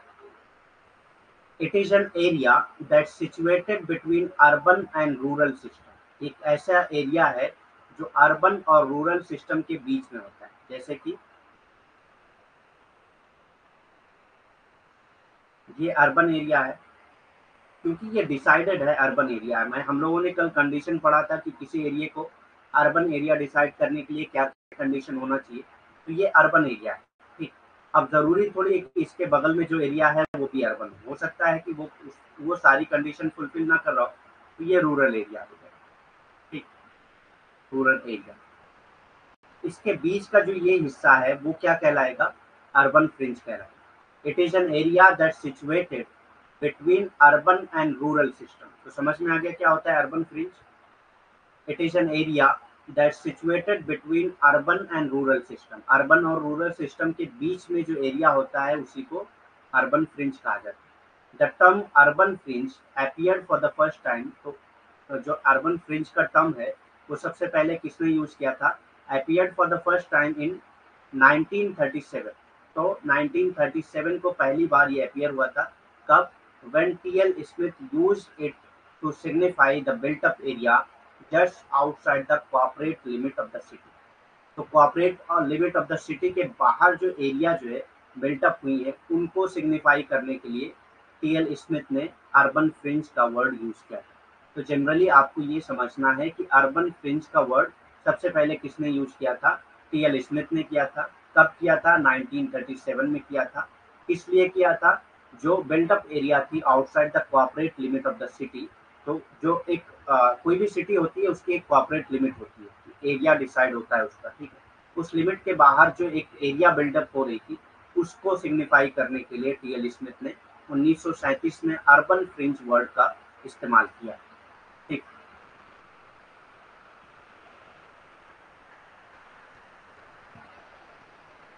अर्बन फ्रिंज क्या है? एक ऐसा क्षेत्र है जो शहरी और ग्रामीण व्यवस्था के बीच स्थित है। तो मैं बता चुका हूँ, एक शहर है और एक ग्रामीण है, उनके बीच में जो एरिया होता है उसके बीच में जो क्षेत्र होता है उसी को अर्बन फ्रिंज कहा जाता है। तो अर्बन फ्रिंज एक ऐसा क्षेत्र है जो शहरी और ग्रामीण व्यवस्था के बीच स्थित होता है। अर्बन फ्रिंज सब पहली बार 1937 में, तो अर्बन फ्रिंज का शब्द पहली बार 1937 में सामने आया था जब टीएल स्मिथ ने इसका उपयोग शहर की कॉर्पोरेट सीमाओं के ठीक बाहर निर्मित क्षेत्र को दर्शाने के लिए किया था। तो शहर की एक कॉर्पोरेट सीमा होती है, इसके बाहर जो एक निर्मित क्षेत्र बन रहा था उसी को दर्शाने के लिए टीएल स्मिथ ने अर्बन फ्रिंज का शब्द उपयोग किया था। कब किया था? 1937 यानी कि 1937 में किया था, ठीक। तो एक ऐसा क्षेत्र है जो शहरी और ग्रामीण व्यवस्था के बीच स्थित है। अर्बन फ्रिंज शब्द पहली बार 1937 में सामने आया जब टीएल स्मिथ ने इसका उपयोग शहर की कॉर्पोरेट सीमाओं के ठीक बाहर निर्मित क्षेत्र को दर्शाने के लिए किया था, ठीक। तो समझ में आ गया अर्बन फ्रिंज क्या होता है। नेक्स्ट कॉन्सेप्ट आता है सब अर्बनाइजेशन, उपनगरीकरण, ठीक। अर्बनाइजेशन, यहाँ पे भी देखिए TION लगा है। तो मैंने बताया कि जहाँ पे TION लगा वो क्या हो जाएगा? एक प्रोसेस हो जाएगा, ठीक। वो क्या है? एक प्रोसेस हो जाएगा, ठीक। सब अर्बनाइजेशन क्या है या उपनगरीकरण क्या है? सब अर्बनाइजेशन और सब अर्बनाइजेशन दोनों मतलब यहाँ पे S और Z है, तो दोनों एक ही वर्ड है, ठीक। सब अर्बनाइजेशन और सब urbanisation is a population shift from central urban areas into suburban, ठीक। तो अगर सेंट्रल अर्बन एरियाज से पॉपुलेशन जो है शिफ्ट होकर सब अर्बन एरियाज की तरफ मूव करती है, ठीक, जो उतना अर्बन नहीं है। सब अर्बन मतलब जो उतना पूरी तरीके से अर्बन नहीं है। तो जो सेंट्रल अर्बन एरियाज हैं यानी कि जो पूरी तरीके से अर्बन डेवलप एरियाज है, वहां से अगर पॉपुलेशन जो है उठकर सब अर्बन एरियाज की तरफ जाती है तो इसी को सब अर्बनाइजेशन कहा जाता है, ठीक है। Suburbanisation is a population shift from central urban areas into suburb resulting in the formation of suburban sprawl, जिसकी वजह से सब अर्बन स्प्रॉल का फॉर्मेशन होता है, ठीक। तो बहुत बार आपने देखा होगा कि एक एरिया होती है जैसे मान लेते हैं एक शहर है लखनऊ, लखनऊ शहर के बाहर भी अब बस्तियां बनने लगी। ठीक। तो जो लोग सेंट्रल लखनऊ में रहते होंगे वो भी सोचेंगे कि बाहर जो है जो ज़मीनें हैं जो अगर सस्ती हैं, पहले यहाँ पे किराए पे लोग हो सकता है रह रहे हैं, तो यहाँ से मूव करके उन जगहों पे खुद ज़मीन खरीद के बनवा के रहने लगे। तो एक तरह से क्या है, सबर्ब एरिया की तरफ मूव कर रहे हैं। अगर कोई सेंट्रल अर्बन एरियाज से मूव करके सब अर्बन एरियाज तक जाता है और वहाँ पे रहने लगता है तो उसको क्या कहा जाता है, सब अर्बनाइजेशन कहा जाता है। और इस प्रोसेस की वजह से ही सब अर्बन स्क्रॉल जो है वो क्रिएट होता है, उसका फॉर्मेशन होता है। ठीक। उपनगरीयकरण या उपनगरीयकरण केंद्रीय शहरी क्षेत्र से उपनगरों में आबादी का स्थानांतरण है। ठीक। तो जब केंद्रीय शहरी क्षेत्रों से लोग जो है उपनगरों में आबादी का मतलब उपनगरों की तरफ जाने लगे। ठीक। जब केंद्रीय शहरी क्षेत्र से लोग उपनगरों की तरफ जाने लगे तो इसको ही उपनगरीकरण कहा जाता है। और इसी के परिणाम स्वरूप ही उप शहरी फैलाव का निर्माण होता है। ठीक। उप शहरी फैलाव मतलब अब सब अर्बन एरिया छोटी थी, अब लोग जब सेंट्रल एरिया से भाग के यहाँ आने लगे तो ये एरिया बढ़ती जाएगी ना, इसीलिए कहते हैं कि उप शहरी उप शहर का फैलाव होने लगता है। ठीक। सब अर्बन स्क्रॉल होने लगता है। ठीक। स्क्रॉल मतलब किसी चीज का बढ़ना। तो सब अर्बनाइजेशन समझ में आ गया क्या हो गया। अगर एक सेंट्रल अर्बन एरियाज से पॉपुलेशन मूव करती है सब अर्बन एरियाज की तरफ तो उसको सब अर्बनाइजेशन कहा जाता है।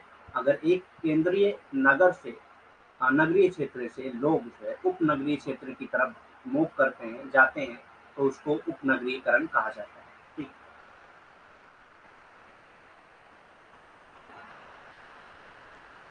सबअर्ब किसको कहते हैं, उपनगर किसको कहते हैं, an area where people live that is outside the central part of the town और सिटी।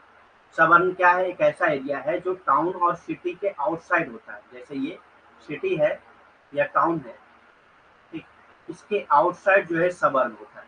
तो एक ऐसा एरिया होता है जहाँ पे लोग जो है सेंट्रल पार्ट ऑफ टाउन और सिटी के बाहर रहते हैं। ठीक। सिटी के आसपास जुड़े हुए जो एरियाज होते हैं उन्हीं को सबअर्ब कहा जा सकता है। ठीक।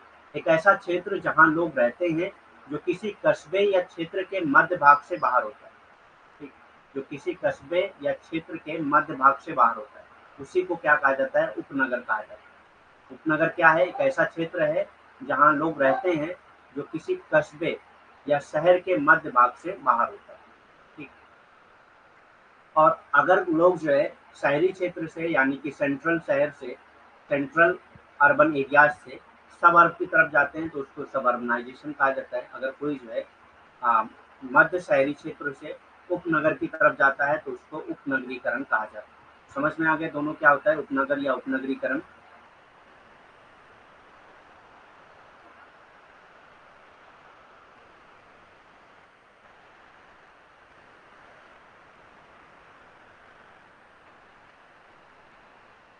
नेक्स्ट कॉन्सेप्ट आता है ग्लोबल विलेज। ग्लोबल विलेज वैश्विक गांव। तो ग्लोबल विलेज क्या है, the term global village was coined by Marshall McLuhan. ठीक। तो ग्लोबल विलेज का कॉन्सेप्ट जो है वो टर्म जो है वो किसने कॉइन किया था, मार्शल मैकलुहन ने कॉइन किया था। कई बार एग्जाम में पूछा गया है, बहुत इंपॉर्टेंट है ये। ठीक। कई बार एग्जाम में पूछा गया, एक दो बार नहीं बहुत बार पूछा गया है।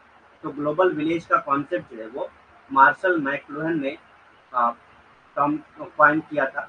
The term global village was coined by Marshall McLuhan. It is a term that compares the world to a small village. तो एक ऐसा टर्म है जो क्या करता है, वर्ल्ड को एक स्मॉल विलेज के साथ कंपेयर करता है। वर्ल्ड को एक स्मॉल विलेज के साथ कंपेयर करता है, उसी का नाम दिया है मार्शल मैकलुहन ने ग्लोबल विलेज का। Where fast and modern communication allows news to reach quickly. जहाँ पे जो है हाँ, जो मॉडर्न कम्युनिकेशन है वो क्या करता है, न्यूज़ को जल्दी पहुंचने में मदद करता है। तो ग्लोबल विलेज मतलब किसी विलेज के बारे में इन्होंने ग्लोबल विलेज नहीं कहा था, बल्कि पूरे वर्ल्ड को इन्होंने ग्लोबल विलेज कहा, जहाँ पे क्या है कम्युनिकेशन सिस्टम इतना डेवलप हो गया है कि न्यूज़ बहुत जल्दी पहुंच जाती है। तो चूंकि मतलब जो टेक्नोलॉजीज का डेवलपमेंट हुआ, कम्युनिकेशन टेक्नोलॉजीज का डेवलपमेंट हुआ, उसकी वजह से न्यूज़ वगैरह जो है वो बहुत तेजी से फैलने लगी। इसीलिए पूरे वर्ल्ड मार्शल मैकलुहान ने क्या कहा कि ये क्या है, ग्लोबल विलेज है। तो ग्लोबल विलेज किसी एक विलेज के बारे में नहीं कहा उन्होंने, बल्कि पूरे वर्ल्ड को उन्होंने कंपेयर किया है एक विलेज के तौर पर, और कहा है कि यहाँ पे जो है कम्युनिकेशन बहुत तेजी से, कम्युनिकेशन की वजह से, मॉडर्न कम्युनिकेशन की वजह से जो है यहाँ पे न्यूज़ जो है वो बहुत तेजी से फैलती है। The term global village was coined by Marshall McLuhan. It is a term that compares the world to a small village where fast and modern communication allows news to reach quickly. ठीक, वैश्विक गांव क्या है? एक वैश्विक गांव का शब्द जो है वो मार्शल मैकलुहन द्वारा गढ़ा गया है। ये एक ऐसा शब्द है जो दुनिया की तुलना एक छोटे गांव से करता है। मतलब दुनिया को एक छोटे गांव से तुलना किया जाता है। ठीक, एक छोटे गांव से तुलना मतलब पूरी दुनिया को एक छोटा गांव बता दिया गया मार्शल मैकलुहन के जरिए, और कहा गया कि यहाँ पे जो आधुनिक संचार है उसकी वजह से समाचारों को जल्दी पहुंचने की अनुमति होती है। ठीक, उसकी वजह से जो समाचार हैं वो जल्दी पहुंच जाते हैं।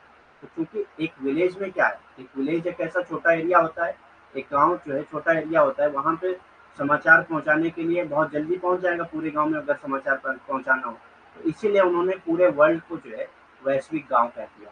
ठीक, क्योंकि अब जो है न्यूज वगैरह बहुत स्लो में नहीं मूव करती हैं, बल्कि बहुत जल्दी पहुंच जाती हैं। समाचार वगैरह जो है बहुत जल्दी पहुंच जाते हैं, क्योंकि आधुनिक संचार की अ, जो आधुनिक संचार है वो बहुत ही तेजी से काम करता है। जो कम्युनिकेशन टेक्नोलॉजीज है वो बहुत तेजी से काम करती है, जिस वजह से न्यूज जो है बहुत आसानी से फैलती है।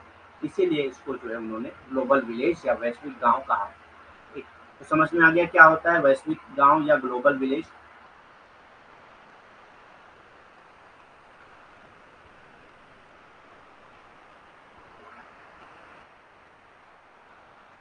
नेक्स्ट कॉन्सेप्ट आता है रीजनलिज्म यानी कि क्षेत्रवाद। रीजनलिज्म यानी कि क्षेत्रवाद। तो ये रीजनलिज्म या क्षेत्रवाद क्या होता है? Regionalism is a political ideology that seeks to increase the political power. तो रीजनलिज्म क्या है? एक पॉलिटिकल आइडियोलॉजी है जो पॉलिटिकल पावर को इंक्रीज करने की कोशिश करता है। ठीक, जो पॉलिटिकल पावर को इंक्रीज करना चाहता है। तो regionalism is a political ideology that seeks to increase the political power, influence and self-determination. Political power, political influence और सेल्फ डिटर्मिनेशन को इंक्रीज करने के लिए जो काम करता है, ये रीजनलिज्म काम करता है। Of the people of one or more subnational reason. ठीक, तो ये कौन से लोग करते हैं? ऐसे पीपल करते हैं जो एक या उससे ज्यादा सब नेशनल रीजन से बिलोंग करते हैं। ठीक, तो regionalism is a political ideology that seeks to increase the political power, influence, and self-determination of the people of one or more subnational region। ठीक, तो क्षेत्रवाद एक ऐसी राजनीतिक विचारधारा है जो एक या एक से अधिक उपराष्ट्रीय क्षेत्रों के लोगों की राजनीतिक शक्ति, प्रभाव और आत्मनिर्भर को बढ़ाने का प्रयास करती है। तो ये क्या करती है? राजनीतिक शक्तियों को बढ़ाने की, ठीक, पर अपने प्रभाव को बढ़ाने की, अपने आत्मनिर्भर निर्णय लेने की जो क्षमता है उसको बढ़ाने की कोशिश करता है। तो क्षेत्रवाद क्या है? एक राजनीतिक विचारधारा है जो एक या एक से अधिक उपराष्ट्रीय क्षेत्रों के लोग होते हैं इसमें, ठीक, जो क्या करते हैं?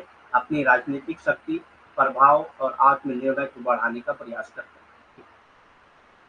इसी को क्षेत्रवाद कहा जाता है। Main causes of regionalism in India, ये भी इंपॉर्टेंट है, कई बार एग्जाम में पूछा गया है कि इंडिया में रीजनलिज्म का मेन कॉज क्या है, भारत में क्षेत्रवाद के मुख्य कारण क्या है। तो सबसे पहले आता है लैंग्वेज। लैंग्वेज के बेस पे जो है रीजनलिज्म हुआ है। भारत में जो स्टेट हुए हैं वो भी लैंग्वेज के बेस पे हुए। जैसे मलयालम बोलने वालों ने केरला बना लिया, मराठी बोलने वालों ने महाराष्ट्र बना लिया। ठीक, इसी तरह से जो है लैंग्वेज के बेस पे रीजनलिज्म इंडिया में होता है, भाषा के बेस पे। ठीक, मराठी बोलने वालों ने महाराष्ट्र बना लिया और मलयालम बोलने वालों ने क्या बना लिया? हाँ, केरला बना। उसी तरह से सारे जो स्टेट हैं वो किसी न किसी बेसिस पे, लैंग्वेज के बेस पे ही बने। तो लैंग्वेज एक मेन कॉज है रीजनलिज्म इंडिया में। इंडिया में क्षेत्रवाद का, भारत में क्षेत्रवाद का मुख्य कारण जो है वो क्या है? लैंग्वेज है। उसके बाद आता है रिलीजन। रिलीजन भी जो है भारत में क्षेत्रवाद का एक मेन कॉज है। ठीक, रिलीजन भी भारत में क्षेत्रवाद का एक मेन कॉज है। तो ये सब एग्जाम में पूछा जाता है, कई बार ऑप्शन में दिया गया है कि इनमें से कौन सा जो है मेन कॉज नहीं है रीजनलिज्म का इंडिया में। ठीक, तो लैंग्वेज है, रिलीजन है यानी कि भाषा है और धर्म है, और क्या चीजें हैं? ठीक है, तो ये 2 चीजें हैं। उसके बाद आता है रीजनल कल्चर, क्षेत्रीय संस्कृति क्या होती है? रीजनल कल्चर यानी कि क्षेत्रीय संस्कृति। रीजनल कल्चर, क्षेत्रीय संस्कृति। इकोनॉमिक बैकवर्डनेस, इकोनॉमिक बैकवर्डनेस, आर्थिक पिछड़ापन होता है इसमें। ठीक, rise of political parties with the regional और रीजनलिस्टिक एजेंडा। तो ये सब कॉजेज हैं। ये रीजनल कल्चर की वजह से भी जो है इंडिया में रीजनलिज्म होता है। ठीक, अलग अलग कल्चर होते हैं, एक एक रीजन के अलग अलग कल्चर होते हैं। तो ये हेडिंग नहीं है, ठीक है, ये गलती से हेडिंग हो गई है, ये हेडिंग है नहीं। ठीक, तो ये 2 कॉजेज हैं, पहला है भाषा यानी कि लैंग्वेज, दूसरा है रिलीजन यानी कि धर्म, तीसरा है रीजनल कल्चर। हर रीजन का अलग अलग कल्चर होता है और कल्चर के बेस पे जो है इंडिया में रीजनलिज्म होता है यानी कि क्षेत्रीकरण होता है, क्षेत्रवाद होता है। इकोनॉमिक बैकवर्डनेस की वजह से भी रीजनलिज्म होता है। ठीक, इकोनॉमिक बैकवर्डनेस की वजह से भी रीजनलिज्म होता है। आर्थिक पिछड़ापन की वजह से भी रीजनलिज्म होता है।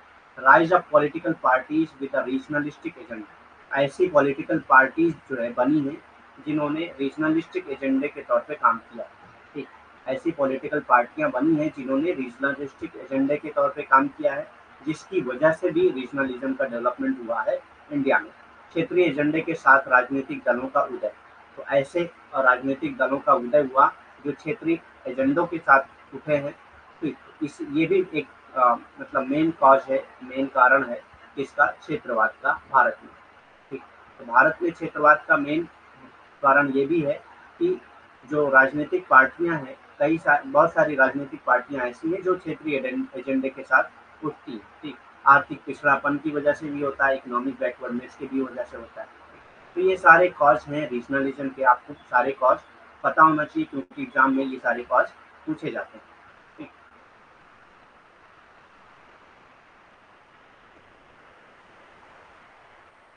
4 कैरेक्टरिस्टिक्स ऑफ रीजनलिज्म, क्षेत्रवाद की 4 विशेषताएं कौन कौन सी होती हैं?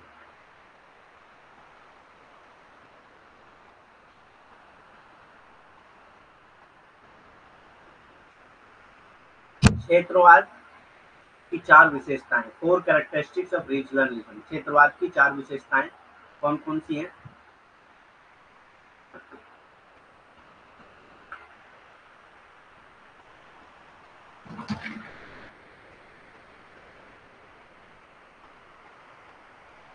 One minute.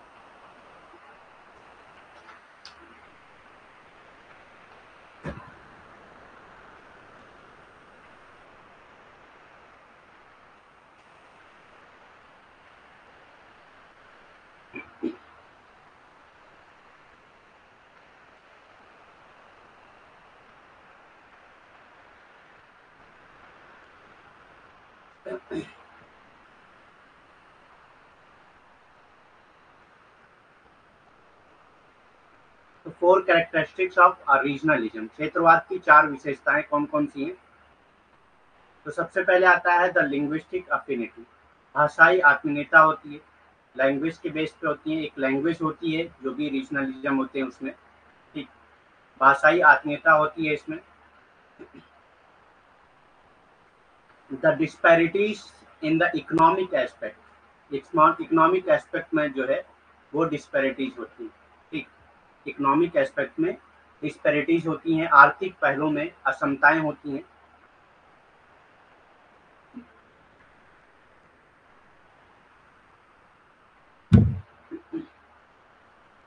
आर्थिक पहलू में असमताएं होती हैं, डाइवर्सिटीज होती है, विविधता होती है, ठीक, डाइवर्सिटीज यानी कि विविधता होती है। The spread of social injustice, ठीक, सोशल इंजस्टिस का स्प्रेड होता है रीजनलिज्म, सामाजिक अन्याय का प्रसार होता है क्षेत्रवाद में, ठीक। तो ये सारी कैरेक्टरिस्टिक्स हैं रीजनलिज्म की। नेक्स्ट कॉन्सेप्ट आता है अर्बन सोशोलॉजी। अर्बन सोशोलॉजी, शहरी समाजशास्त्र। अर्बन सोशोलॉजी यानी कि शहरी समाजशास्त्र। Urban sociology is the sociological study of life and human interaction in metropolitan areas. So urban sociology is the sociological study of life and human interaction in metropolitan areas. Metropolitan areas में अगर आप जो है sociological study करते हैं life की या human interaction की, तो इसको अर्बन सोशोलॉजी कहा जाता है, ठीक।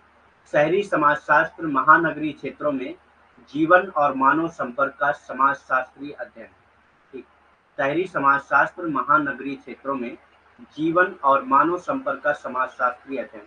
अगर जो है आप जीवन और मानव संपर्क का समाजशास्त्रीय अध्ययन करते हैं कहाँ पे, शहरी क्षेत्रों में, महानगरीय क्षेत्रों में, तो इस चीज को क्या कहेंगे, शहरी समाजशास्त्र कहेंगे, ठीक। इसको क्या कहेंगे, शहरी समाजशास्त्र कहेंगे। Notably, George Simmel is widely considered the father of urban sociology. तो जॉर्ज सिमेल को ही कहा जाता है फादर ऑफ अर्बन सोसाइटी। तो ये याद रखिएगा, for his contribution to the field in his work such as the metropolis and mental life, क्योंकि इनका जो कंट्रीब्यूशन है, बहुत सारे वर्क इन्होंने किए हैं अर्बन लाइफ के ऊपर, जिसमें एक है the metropolis and the mental life, ठीक, पब्लिश इन 1903, जो 1903 में पब्लिश हुई, मेट्रोपोलिस एंड मेंटल लाइफ, जो अर्बन सोशोलॉजी से रिलेटेड है। तो इनके इस कंट्रीब्यूशन की वजह से जॉर्ज सिमेल को फादर ऑफ अर्बन सोशोलॉजी माना जाता है, ठीक। विशेष रूप से 1903 में प्रकाशित the metropolis and mental life, तो 1903 में प्रकाशित the metropolis and mental life जैसे कार्यों में क्षेत्र में उनके योगदान के लिए जॉर्ज सिमेल को व्यापक रूप से शहरी समाजशास्त्र का जनक माना जाता है। तो व्यापक रूप से शहरी समाजशास्त्र का जनक किसको माना जाता है, जॉर्ज सिमेल को माना जाता है। क्यों, क्योंकि इन्होंने बहुत सारे कंट्रीब्यूशन किए हैं, ठीक, बहुत सारा योगदान है इनको शहरी समाज क्षेत्र में, जिसमें एक आता है जो 1903 में प्रकाशित हुआ था, the metropolis and mental life.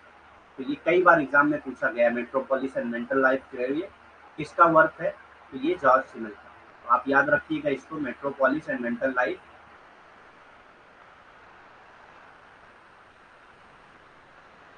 ठीक। फीचर्स ऑफ अर्बन सोसाइटी, समाज शहरी समाज की विशेषताएं क्या होती हैं। The urban society is heterogeneous known for its diversity and complexity, ठीक। तो ये हेट्रोजीनियस होती है, होमोजीनियस नहीं होती है। रूरल एरियाज जो है वो होमोजीनियस होते हैं, लेकिन अर्बन सोसाइटी जो है वो हेट्रोजीनियस होती है। हम लोग पहले पढ़ चुके हैं इसको। हेट्रोजीनियस मतलब कि वहाँ पे सारे लोगों का ऑक्यूपेशन अलग होता है, लाइफ स्टाइल अलग होती है, स्टेटस अलग होता है, क्लास अलग होती है, ठीक। The urban society is heterogeneous known for its diversity and complexity, ठीक। जो किसके बारे में जानी जाती है, अपनी डाइवर्सिटी और कॉम्प्लेक्सिटी के बारे में जानी जाती है। शहरी समाज अपनी विविधता और जटिलता के लिए जाना जाता है, ठीक। तो शहरी समाज अपनी विविधता और जटिलता के लिए जाना जाता है, ठीक। और इसमें जो है विषम होता है, विषम होता है मतलब कि इसमें सारे लोग समान नहीं होते हैं बल्कि विषम होते हैं। सारे लोगों की लाइफ स्टाइल, जीवन शैली अलग होती है, ठीक, उनकी स्थिति अलग होती है, उनका वर्ग अलग होता है, ठीक। It is dominated by secondary relation, और शहरी समाज जो है वो सेकेंडरी रिलेशन के जरिए डोमिनेट होता है, ठीक। सेकेंडरी रिलेशन होता है, यहाँ पे प्राइमरी रिलेशन नहीं होता है, लोग एक दूसरे से बिलोंग नहीं करते हैं बल्कि वहाँ पे सेकेंडरी रिलेशन होता है। It is dominated by secondary relation. इसमें द्वितीयक संबंधों का प्रभुत्व होता है। इसमें क्या होता है, द्वितीयक संबंधों का प्रभुत्व होता है, ठीक। तो इसमें प्रथम संबंध नहीं होते हैं बल्कि प्राथमिक संबंध नहीं होते हैं बल्कि माध्यमिक यानी कि द्वितीयक संबंध होते हैं, ठीक। Formal means of social control होता है यहाँ पे। Formal means of social control मतलब यहाँ पे कोई भी चीज होती है तो वहाँ पे formal means of social control के जरिए उनको कंट्रोल किया जाता है, जैसे कि लॉ एंड पुलिस सिस्टम जो है एक formal means of social control है। लोगों के व्यवहार को सच एज लॉ, ठीक है, यहाँ पे दिया हुआ है law, legislation, police and code, इनके जरिए जो है इनको कंट्रोल किया जाता है। इसीलिए कहा जाता है formal mean of social control are needed in addition to the informal means for regulating the behaviour of the people. Informal के साथ साथ ये formal means of social control की जरूरत होती है, जैसे कि law, legislation, police and code, ताकि जो है इनके बिहेवियर को कंट्रोल किया जा सके। लोगों के व्यवहारों को विनियमित करने के लिए अनौपचारिक साधनों के अलावा कानून, पुलिस और अदालत जैसी सामाजिक नियंत्रण के औपचारिक साधनों की भी आवश्यकता होती है। तो यहाँ पे औपचारिक साधनों की आवश्यकता होती है, जबकि रूरल एरियाज में जो है औपचारिक साधनों की आवश्यकता नहीं होती है। ठीक, तो जो शहरी क्षेत्र होते हैं वहाँ पे औपचारिक साधनों की आवश्यकता होती है, ताकि उनके जो है व्यवहार को विनियमित किया जा सके, उनके व्यवहार को कंट्रोल किया जा सके। ठीक,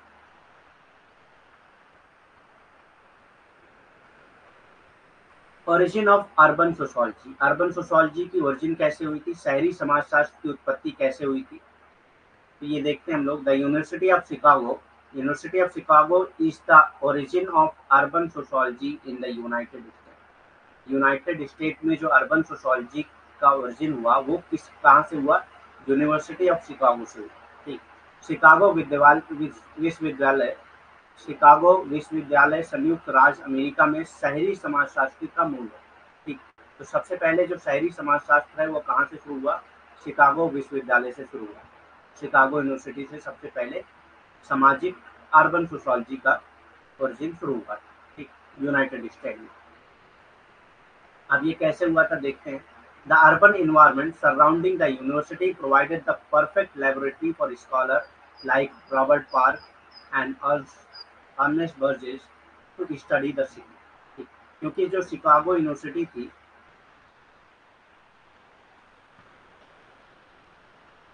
उसके आसपास का जो इन्वायरमेंट था, के आसपास का जो इन्वायरमेंट था वो अर्बन इन्वायरमेंट था। तो एक बेस्ट प्लेस जो है ये प्रोवाइड कर रहा था अर्बन स्टडीज के लिए, जिसमें रॉबर्ट एजरा पार्क और अर्बन बर्जेस ने जो है स्टडी किया। ठीक है, सिटी की स्टडी किया। The urban environment surrounding the university provided the perfect laboratory for scholar like Robert Ezra Park and Ernest Burgess to study the city. विश्वविद्यालय के आसपास के शहरी वातावरण में शहर का अध्ययन करने के लिए रॉबर्ट एजरा पार्क और अर्नेस्ट बर्जेस जैसे विद्वानों के लिए एकदम सही प्रयोगशाला प्रदान की थी। ठीक, तो उनके आसपास विश्वविद्यालय के आसपास ऐसी जगहें थी जो शहरी क्षेत्र थे। अब उन शहरी क्षेत्रों का अध्ययन करना, चूंकि वो विश्वविद्यालय के आसपास ही थे, तो आसानी से उसका अध्ययन किया जा सकता था। तो उनमें से रॉबर्ट एजरा पार्क और अर्नेस्ट बर्जेस ने जो है शहरी क्षेत्रों का अध्ययन वहीं पे किया था। ठीक, क्योंकि ये लोग शिकागो यूनिवर्सिटी से ही बिलोंग करते हैं। ठीक, वहीं पे इन्होंने स्टडी किया है।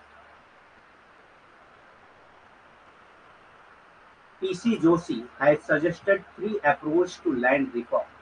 पीसी जोशी ने जो है 3 अप्रोच सजेस्ट किए हैं लैंड रिफॉर्म के लिए।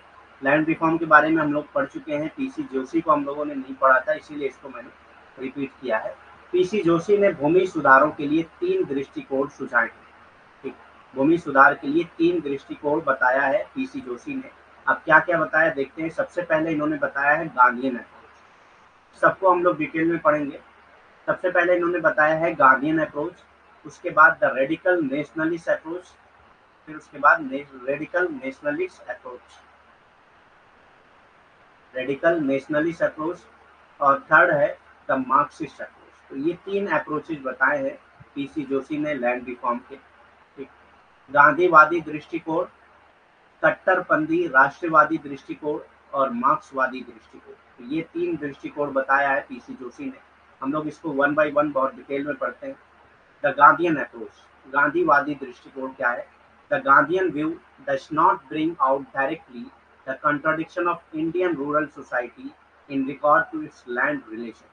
गांधीवादी दृष्टिकोण भारतीय ग्रामीण समाज की भूमि संबंधों के संबंध से में सीधे तौर पर अंत विरोधों का सामने नहीं आते, मतलब ये विरोध नहीं करते हैं रूरल लैंड रिलेशन में। ठीक है, the Gandhian view does not bring out directly the contradiction, ये जो है कॉन्ट्राडिक्शन नहीं लाते of Indian rural society in regarded to its land and relation, land और रिलेशन के बीच में जो है ये कॉन्ट्राडिक्शन नहीं लाते। गांधीवादी दृष्टिकोण भारतीय ग्रामीण समाज के भूमि संबंधों के संबंध में सीधे तौर पर अंतर विरोधों का सामना नहीं करते। ठीक, अब ये क्या है गांधीवादी दृष्टिकोण? However Vinoba Bhave started a movement which is known as Gramdan. Vinoba भावे ने एक मूवमेंट स्टार्ट किया था जिसका नाम था ग्राम दान। तो ये गांधीवादी ही थी कि ग्राम दान मूवमेंट का इन्होंने इस्तेमाल किया, मूवमेंट चलाया था, जिसको भूमि दान भी कहा जाता है। ठीक, भूमि दान भी कहा जाता है। हालांकि विनोबा भावे ने एक आंदोलन शुरू किया था जिसे ग्रामदान के नाम से जाना जाता है या भूमि दान के नाम से जाना जाता है। इसमें क्या होता था कि ये लैंडलॉर्ड से जाकर रिक्वेस्ट करती थी, विनोबा भावे जो है वो लैंडलॉर्ड से जाकर रिक्वेस्ट करते थे कि अपने लैंड का कुछ पार्ट जो है ये क्या करें। विनोबा भावे जो है वो रिक्वेस्ट करते थे कि अपने लैंड का कुछ पार्ट जो है वो जाकर क्या करें, जो गरीब हैं जिनके पास जो लैंडलेस लेबरर हैं उनको जो है वो डोनेट कर दें। ठीक, उनको डोनेट कर दें, दान कर दें। उसी का नाम था भूमि दान। ठीक, उसी से लिया गया भूमि दान, ठीक, या ग्राम दान। This movement approach the landlord to part away with their surplus land. ठीक, ये मूवमेंट क्या था? लैंडलॉर्ड्स के पास पहुंचते थे और कहते थे कि जो उनके पास सरप्लस लैंड है, जिनका कोई यूज नहीं है, वो क्या करें, डोनेट कर दें as a donation to give to those who are landless peasant. तो उनको दिया जाए जो लैंडलेस पीजन। ठीक, इस आंदोलन ने जमींदारों से संपर्क किया और ये कहा कि जो भूमिहीन किसान है उनको देने के लिए अपनी अधिशेष भूमि, ऐसी भूमि जो अधिशेष है, जिनका इस्तेमाल वो लोग नहीं करते हैं, तो ऐसी भूमि को जो है वो जो भूमिहीन किसान है उनको दे दिया जाए। तो इसका नाम इसीलिए रखा भूमि दान या ग्राम दान। ठीक, तो समझ में आ गया विनोबा भावे ने जो मूवमेंट चलाया था।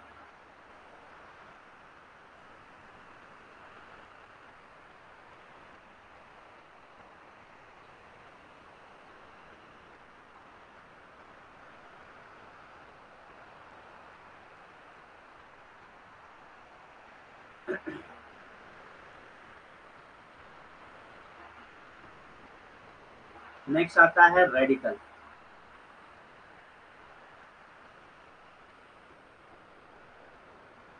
अच्छा, अभी इसमें है भी गांधीयन अप्रोच में। In the initial stages, responses to this movement was satisfactory. Initial stage में तो जो लैंडलॉर्ड्स थे वो मतलब ये मूवमेंट जो था वो सेटिस्फैक्ट्री था। सेटिस्फैक्ट्री इसलिए था क्योंकि जो लैंडलॉर्ड्स थे वो अपनी जो भी सरप्लस लैंड थे उनको डोनेट करना शुरू कर दिया था उन्होंने। पारंपरिक अवस्था में इस आंदोलन की प्रक्रिया संतोषजनक थी। ठीक, बाद में आंदोलन ठंडा पड़ गया। At later stage the movement cooled down. तो शुरुआत में जब इन्होंने शुरू किया मूवमेंट, तो उस वक्त तो लोगों ने डोनेट करना शुरू कर दिया था, लेकिन बाद में जो ये मूवमेंट ठंडा पड़ गया, लोगों ने डोनेट करना बंद कर दिया था। ठीक है, बाद में आंदोलन ठंडा पड़ गया था और लोगों ने डोनेट करना यानी कि दान देना बंद कर दिया था। शुरू में कुछ जो है जो जमींदार थे जिनके पास जो है अधिशेष जमीनें थी उन्होंने दान किया था, लेकिन बाद में जो है ये आंदोलन ही ठंडा पड़ गया। ठीक, the radical nationalist approach. Radical nationalist approach का क्या मानना है लैंड रिफॉर्म के बारे में? कट्टरपंथी राष्ट्रवादी दृष्टिकोण का क्या मानना है? Radical nationalist did not work satisfactorily. तो रेडिकल नेशनलिस्ट ने जो है सही तरीके से सेटिस्फैक्टरी तौर पे काम नहीं किया था। It turn out to be a formal approach generally adopted by the state government. ये जो है फॉर्मल अप्रोच था जिसको स्टेट गवर्नमेंट ने जो है अडॉप्ट किया। ठीक, ये it turn out to be a formal approach, ये फॉर्मल अप्रोच में बदल गया, जिसको किसने अडॉप्ट किया था? स्टेट गवर्नमेंट ने अडॉप्ट किया था इस तरह के लैंड रिफॉर्म। कट्टरपंथी राष्ट्रवादी ने संतोषजनक ढंग से काम नहीं किया। ये आमतौर पर राज्य सरकारों द्वारा अपनाया जाने वाला एक औपचारिक दृष्टिकोण निकला। ठीक, ये आमतौर पर क्या था? राज्य सरकारों द्वारा अपनाया जाने वाला एक औपचारिक दृष्टिकोण। ठीक, रेडिकल नेशनलिस्ट अप्रोच या कट्टरपंथी राष्ट्रवादी दृष्टिकोण। In a seminar organised by centre for agrarian studies. तो एक सेमिनार हुआ था, इसने ऑर्गेनाइज किया था सेंटर फॉर एग्रेरियन स्टडीज, जो कहाँ पे हुआ था? 1991 में हुआ था। It was suggested by T हक। ठीक, तो टी हक ने इसको सजेस्ट किया था। क्या सजेस्ट किया था? That for the development of socialist society के डेवलपमेंट के लिए it is essential in India to enforce land reform in all state. ठीक, तो ये इंडिया के लिए ज़रूरी है कि पूरे स्टेट में, जितने स्टेट इंडिया में हैं, सब में लैंड रिफॉर्म को जो है लागू किया जाए। तो ये टी हक ने जो है एक सेंटर फॉर एग्रेरियन स्टडीज़ के जरिए एक सेमिनार ऑर्गेनाइज किया गया था, जिसमें टी हक ने ये सजेस्ट किया था कि अगर इंडिया को सोशलिस्ट सोसाइटी बनाना चाहते हैं, एक ऐसी सोसाइटी जो इक्वलिटी के बेस पे हो, इक्विटी के बेस पे हो, जस्टिस के बेस पे हो, अगर ऐसी बनाना चाहते हैं तो इंडिया के सारे स्टेट को ज़रूरी है कि वो लैंड रिफॉर्म पे फोकस करें। ठीक, 1991 में सेंटर फॉर एग्रेरियन स्टडीज द्वारा आयोजित एक सेमिनार में टी हक ने सुझाव दिया था कि समाजवादी समाज के विकास के लिए भारत में सभी राज्यों में भूमि सुधार लागू करना आवश्यक है। तो टी हक ने क्या सुझाव दिया था? एक सेमिनार हुआ था सेंटर फॉर एग्रेरियन स्टडीज का, जिसमें टी हक ने ये सुझाव दिया था कि अगर आप समाजवादी समाज बनाना चाहते हैं, भारत में अगर आप समाजवादी समाज बनाना चाहते हैं, तो ज़रूरी है कि भारत के जितने राज्य हैं, सारे राज्य जो है वो क्या करें? भूमि सुधार जो है कानून लागू करें। ठीक, भूमि सुधार लागू करना आवश्यक है सारे लोगों के लिए।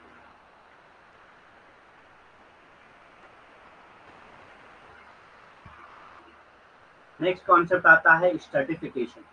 Andre Bate defined stratification as either harmonic, where the norms legitimize inequality caste system, or disharmonic. तो एंड्री बेते ने दो टाइप के स्ट्रेटिफिकेशन की बात की है, एक हार्मोनिक और एक disharmonic, where norms legitimise equality but inequality is the reality. ठीक, तो एंड्री बेते क्या कहते हैं कि दो तरह के स्ट्रेटिफिकेशन होते हैं, चाहे वो हार्मोनिक। हार्मोनिक क्या है? जहाँ पे नॉर्म्स जो है वो लेजिटिमाइज करती हैं इनइक्वलिटी को, जैसे कि कास्ट सिस्टम। कास्ट सिस्टम में जो नॉर्म्स हैं, जो वैल्यूज है, वही जो है क्या करती हैं? लेजिटिमाइज करती हैं इक्वलिटी को। मतलब बताती हैं कि ठीक है, यहाँ पे इनइक्वलिटी ब्राह्मण इसलिए ऊंचे, मतलब इनकी हायरार्की जो है ऊंची इसलिए है क्योंकि हायरार्की में जो हायरार्किकल प्लेस है उसमें ऊंची पे सबसे ब्राह्मण इसलिए है क्योंकि ये धर्म ने कहा, ये रिलीजन में। ठीक, तो इसको जो है नॉर्म्स जो है लेजिटिमाइज करते हैं इनइक्वलिटी को, इसी को हार्मोनिक कहा जाता है। अगर जो है नॉर्म्स खुद लेजिटिमाइज करें इनइक्वलिटी को, तो उसको हार्मोनिक कहा जाता है। और एक तरह की और स्ट्रेटिफिकेशन की बात करते हैं एंड्रे बेते, जिसका नाम है डिसहार्मोनिक। डिसहार्मोनिक मतलब where norms legitimise equality but inequality is the reality. जहाँ पे नॉर्म्स तो लेजिटिमाइज करती हैं कि इक्वलिटी है, लेकिन जो है रियलिटी में जो है वहाँ पे इनइक्वलिटी होती है। नॉर्म्स तो कहते हैं कि यहाँ पे इक्वलिटी होना जरूरी है, लेकिन वहाँ पे इनइक्वलिटी होती है, तो इसको डिसहार्मोनिक कहा जाता है। ठीक,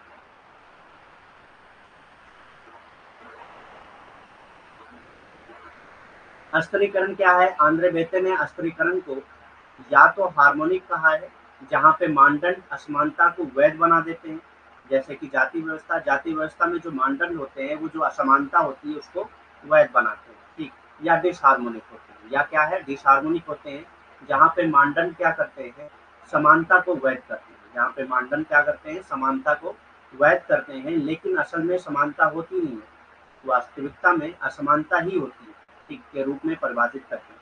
तो ये चीजें आपसे पूछी जा सकती है एग्जाम में कि एंड्रे बेटे ने जो है किस तरह से क्लासिफाई किया है सर्टिफिकेशन को। तो एक जो है उन्होंने हार्मोनिक और डिसहार्मोनिक के बेस पे किया। हार्मोनिक क्या है? जहाँ पे नॉर्म्स जो है वो लेजिटिमाइज करते हैं इनइक्वलिटी को, और डिसहार्मोनिक जहाँ पे नॉर्म्स जो है लेजिटिमाइज करते हैं इक्वलिटी को, लेकिन रियलिटी में क्या होती है? इनइक्वलिटी होती है। यहाँ पे जो मानदंड है वो क्या करते हैं? असमानता को ही बढ़ावा देते हैं, लेकिन वास्तविकता में जो है असमानता ही होती है। ठीक,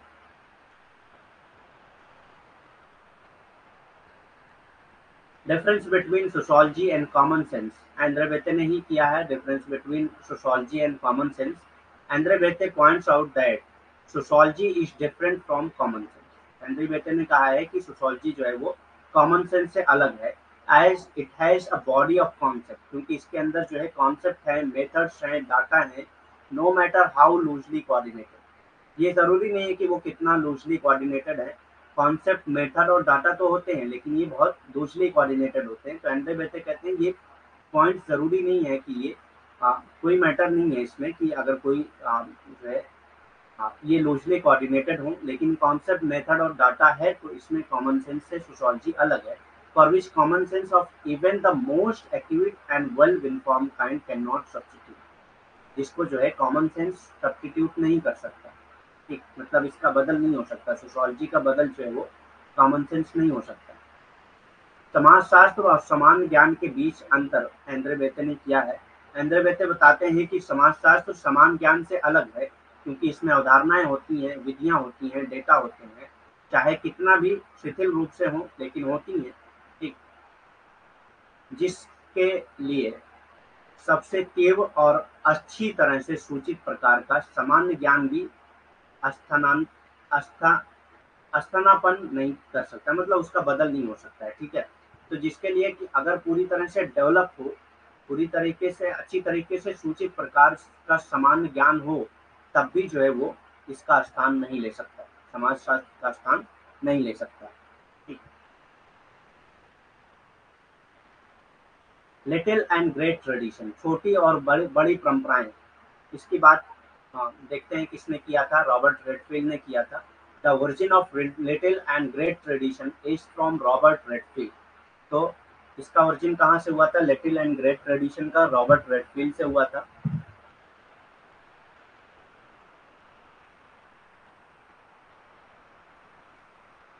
1 मिनट। हाँ, तो लिटिल एंड ग्रेट ट्रेडिशन का ओरिजिन कहाँ से हुआ था? रॉबर्ट रेडफील्ड से हुआ था। Who conducted his studies in Mexican communities, जिसने अपनी स्टडी कहाँ पे किया था? मैक्सिकन कम्युनिटीज में किया था। जिसने अपनी स्टडी कहाँ पे किया था? मैक्सिकन कम्युनिटीज में किया था, ठीक। छोटी और बड़ी परंपराओं की उत्पत्ति रॉबर्ट रेडफील्ड से हुई है, जिन्होंने मैक्सिकन समुदाय में अपना अध्ययन किया था। तो ये भी पूछा जा सकता है कि रॉबर्ट रेडफील्ड ने कौन सी कम्युनिटी की स्टडीज किया था, तो आपको पता होना चाहिए कि उन्होंने मैक्सिकन कम्युनिटीज की स्टडी किया था, ठीक।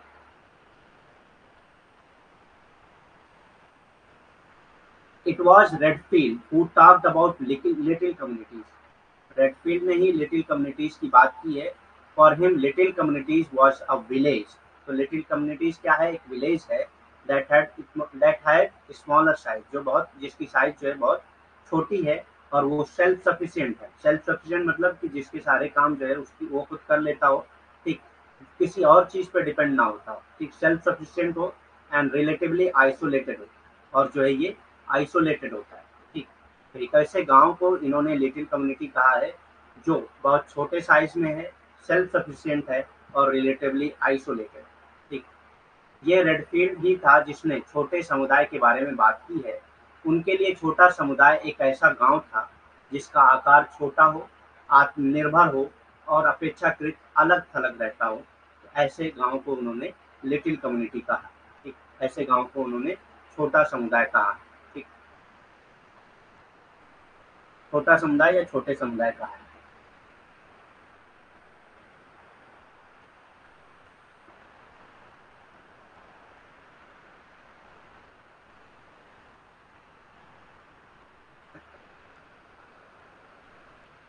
Little tradition consist of local custom. Little tradition में क्या कहा जाता है? लोकल कस्टम, जो लोकल लेवल के कस्टम्स होते हैं, राइट्स होते हैं, रिचुअल्स होते हैं, डायलेक्ट्स होते हैं। और ग्रेट ट्रेडिशन में क्या आ जाता है? जो legitimate form of all these thing, legitimate form of custom, legitimate form of rights, legitimate form of rituals, legitimate form of dialects, ये सब किस में आ जाएंगे? ग्रेट ट्रेडिशन में आ जाएंगे, ठीक। और लिटिल ट्रेडिशन में जो है ये local custom, local rights, local ritual, local dialects होते हैं, ठीक। छोटी परंपराओं में स्थानीय रीति, छोटी परंपराओं में स्थानीय रीति रिवाज, संस्कार, रीति रिवाज, बोलियां शामिल है, ठीक। तो छोटी परंपराओं में जो स्थानीय रीति रिवाज होते हैं, संस्कार होते हैं, रीति रिवाज या बोलियां शामिल होती हैं, ठीक। लेकिन महान परंपराओं में इन सभी चीजों का वैध रूप होता है। महान परंपराओं में इन सभी चीजों का वैध रूप होता है। वैध रूप परंपरा का, ठीक, रीति रिवाज का, संस्कार का, ठीक, या बोलियों का। अगर वैध रूप है तो उसको महान परंपरा कहेंगे, और वैध रूप नहीं है तो उसको छोटी परंपरा कहेंगे या लिटिल ट्रेडिशन कहेंगे। तो ये डिफरेंस है little tradition and great tradition में।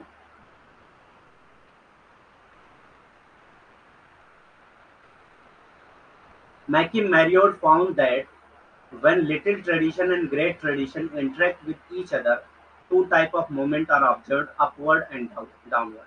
तो ये कहते हैं कि जब लिटिल ट्रेडिशन और ग्रेट ट्रेडिशन जो है एक दूसरे के साथ इंटरेक्ट करते हैं तो दो तरह का मूवमेंट होता है, upward movement and downward movement. दो तरह का मूवमेंट होता है, एक अपवर्ड मूवमेंट और एक डाउनवर्ड मूवमेंट। मैके मैरियोट ने पाया कि जब छोटी परंपरा एक महान परंपरा एक दूसरे के साथ परस्पर क्रिया करती है, जब छोटी परंपरा और महान परंपरा जो है एक दूसरे के साथ परस्पर क्रिया करती हैं तो दो प्रकार की गतियां देखी जाती हैं।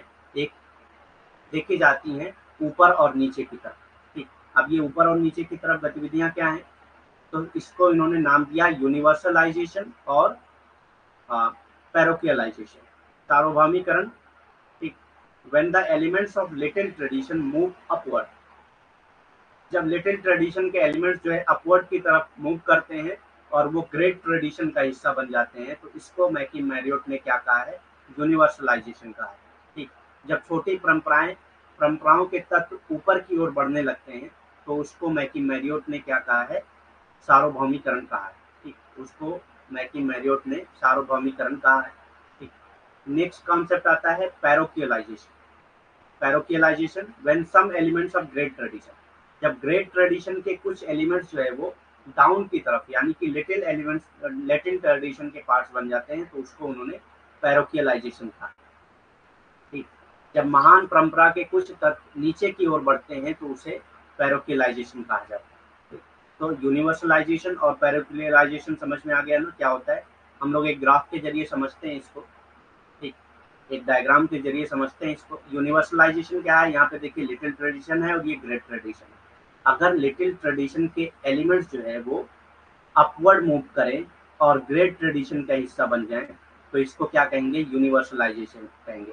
Elements of little tradition moves upward तो इसको यूनिवर्सलाइजेशन कहेंगे। ठीक, और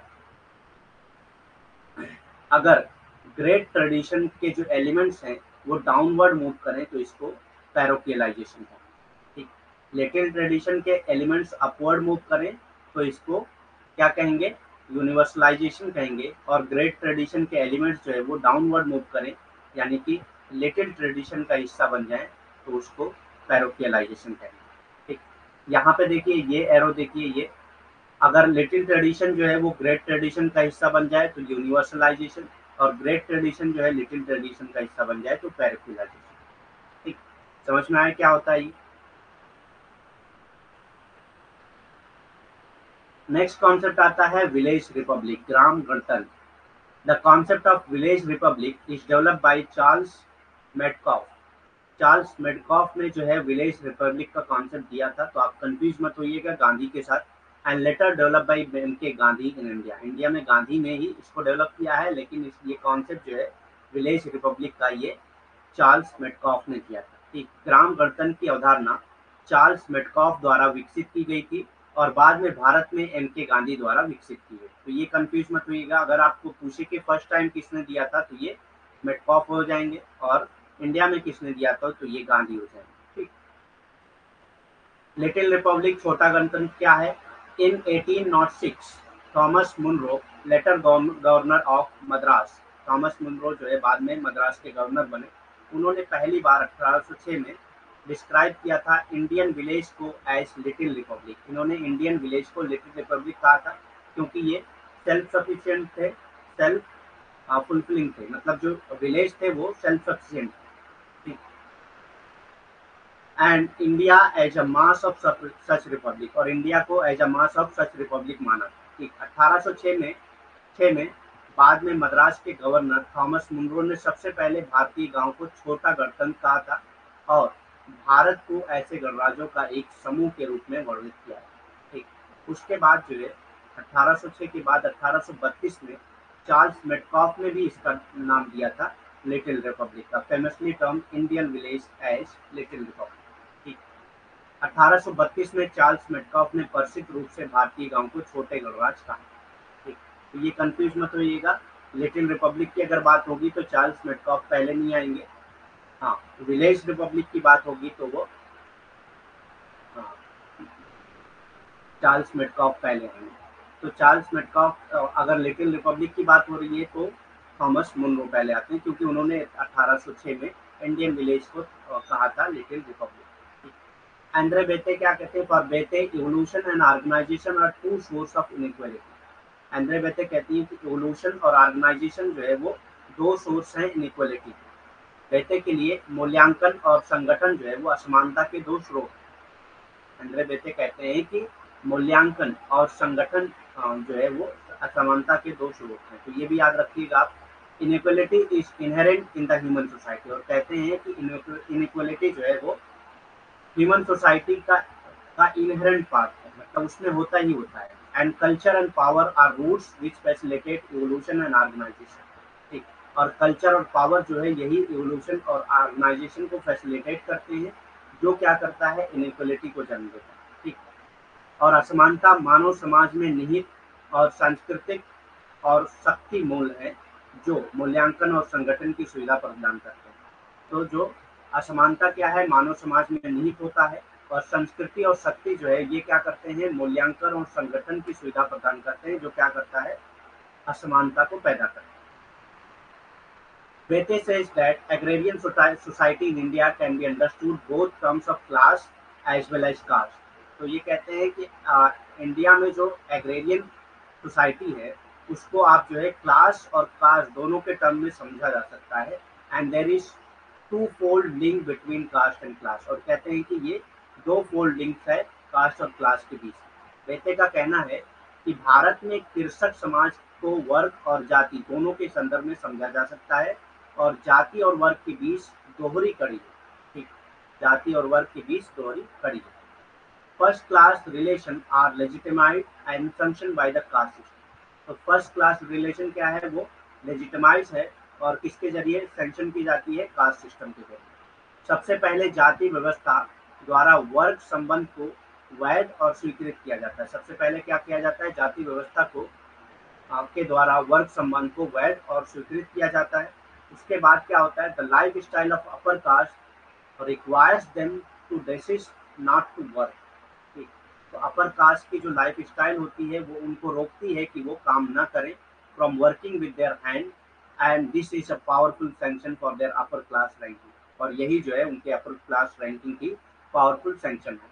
उच्च जातियों की जीवन शैली उन्हें अपने हाथों से काम करने से रोकती है की आवश्यकता होती है, और ये उनके उच्च वर्ग की रैंकिंग के लिए एक शक्तिशाली मंजूरी है। ठीक, तो कास्ट सिस्टम ही उसको लेजिटिमाइट करता है, ये कहते हैं। इसीलिए कास्ट और क्लास को जो है आप टू फोल्ड के तौर पे समझ सकते हैं, टू फोल्ड क्लासिफिकेशन के तौर पे समझ सकते हैं।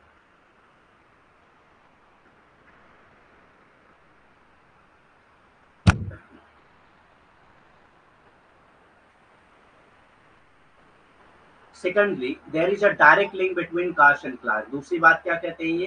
कि डायरेक्ट लिंक है कास्ट एंड क्लास के बीच में। As the upper caste such as Brahmin and Rajput. तो अपर कास्ट जैसे कि ब्राह्मण और राजपूत जो है वह ट्रेडिशनली लैंड ओनर, ये जो है पहले से ही लैंड ओनर थे। The middle class were traditionally tenants, और जो मिडिल क्लास थे वो ट्रेडिशनली टेनेंट्स थे, यानी कि मिडिल कास्ट के लोग जो थे वो ट्रेडिशनली टेनेंट्स थे। And the lower caste are untouchable and labourers, और लोअर क्लास जो है वो अनटचेबल्स और लेबरर्स थे। इसीलिए एंड्रे बेते कहते हैं कास्ट और क्लास को जो है एक ही साथ समझा जा सकता है। Two fold classification of caste and class इन्होंने दिया था। दूसरे, जाति और वर्ग के बीच एक सीधा संबंध है, क्योंकि उच्च जातियां जैसे कि ब्राह्मण और राजपूत जो है वो पारंपरिक रूप से भूमि के मालिक थे। मध्य जातियां पारंपरिक रूप से किराएदार थे, और निचली जातियां अछूत मजदूर हैं। ठीक, तो इन्होंने ये दो टाइप की इनइक्वालिटी की बात करती हैं। एक है कम्यूटेटिव करते हैं, मतलब एक है कम्यूटेटिव इनइक्वालिटी और दूसरा है डिस्पर्स इनइक्वालिटी, संचयी असमानता, और दूसरा है disperse inequality. Link between caste and class has been called commutative inequality. Caste और क्लास के बीच में जो लिंक है उसी को कम्यूटेटिव इनइक्वालिटी कहा जाता है। क्रम विनिमय जाति और वर्ग के बीच की कड़ी को संचयी असमानता कहा जाता है। ठीक, क्लास और क्लास के बीच में अगर लिंक है तो उसको कम्यूटेटिव इनइक्वालिटी कहा जाता है।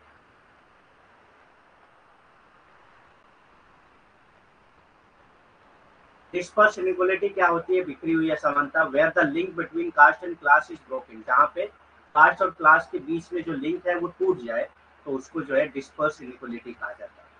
So that the upper caste are no longer the upper classes.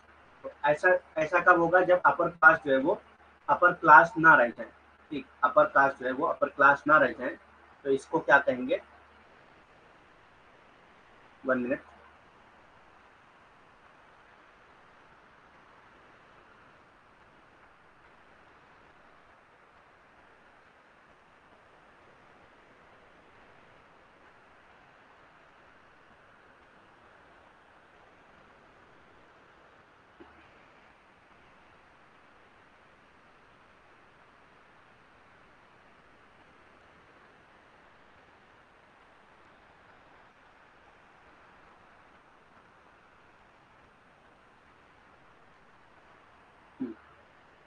अगर अपर क्लास जो है वो अपर कास्ट ना रह जाए, अपर कास्ट जो है वो अपर क्लास ना रह जाए तो इस तरह की इनइक्वालिटी को डिस्पर्स इनइक्वालिटी एंड्रे बेते ने कहा।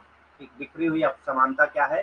जहां जाति और वर्ग के बीच की कड़ी जो है टूट जाती हो, ताकि उच्च जातियां जो है अब वो उच्च वर्ग ना रह जाए। उच्च जातियां अब क्या है? उच्च वर्ग नहीं रह जाती है। ऐसी असमानता को बिखरी हुई असमानता कहा जाता है। ठीक, ठीक है, आज के लिए इतना ही, क्योंकि नेटवर्क प्रॉब्लम हो रही है थोड़ा सा, इसीलिए लीव करते हैं क्लास। बाकी हम लोग कल करेंगे रिफिकेशन संशोधन, द रूरल अर्बन कॉन्टिनेंट, और जो है हम लोग अर्बन मिडिल क्लास तो कर चुके हैं। सब अल्टर्न पर्सपेक्टिव ये जो है हम लोग कल करेंगे तीनों टॉपिक। आज के लिए लीव करते हैं class. Thank you very much. और भी कोई क्वेश्चन है तो कर सकते हैं।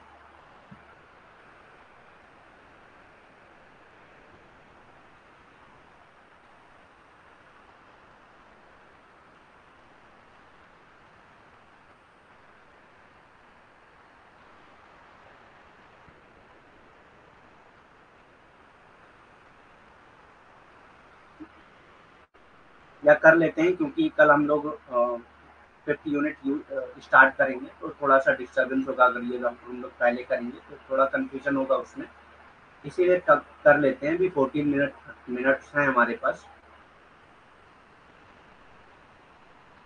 तो रिफिकेशन क्या होता है? रिफिकेशन क्या होता है? रिफिकेशन यानी कि संशोधन। Reification is the process of attributing concrete form to an abstract concept। ठीक, concrete reification is the process of attributing concrete form, concrete form को एक एब्स्ट्रैक्ट कॉन्सेप्ट बनाने के प्रोसेस को रिफिकेशन कहा जाता है। For example, a red rose may be reification of the concept of love. Red rose को इसलिए डिनोट किया जाता है, कॉन्सेप्ट ऑफ लव के तौर पे डिनोट किया जाता है। तो यही है, एक कॉन्क्रीट फॉर्म को आप एक एब्स्ट्रैक्ट कॉन्सेप्ट में अगर डिनोट करते हैं तो उसी को रिफिकेशन कहा जाता है।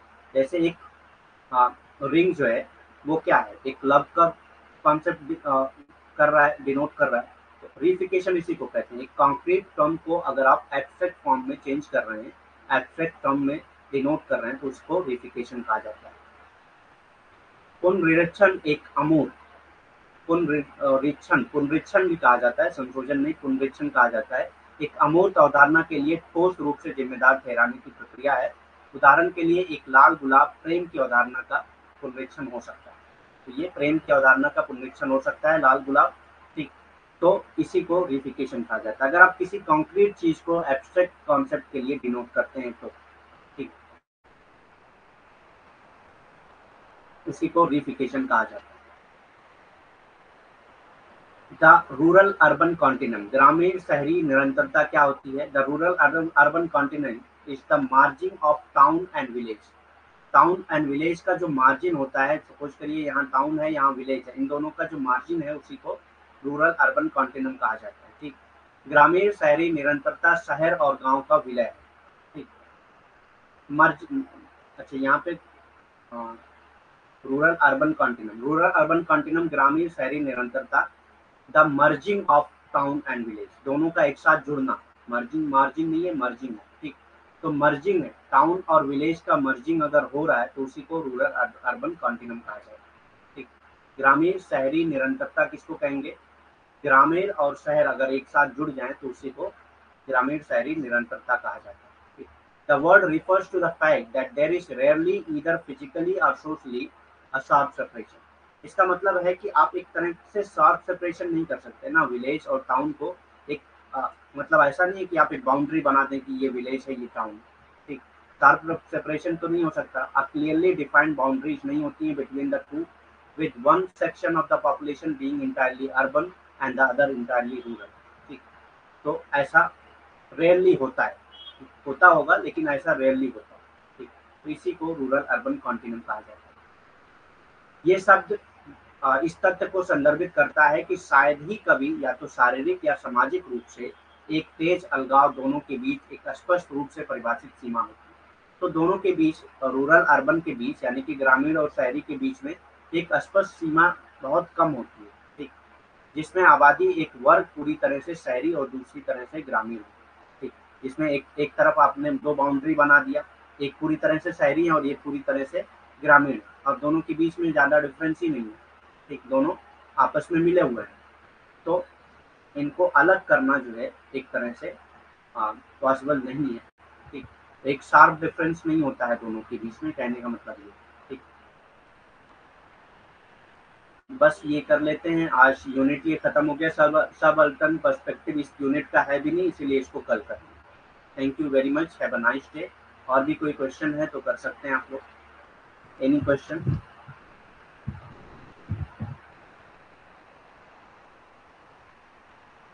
नहीं है तो फिर लीव करते हैं। Thank you very much.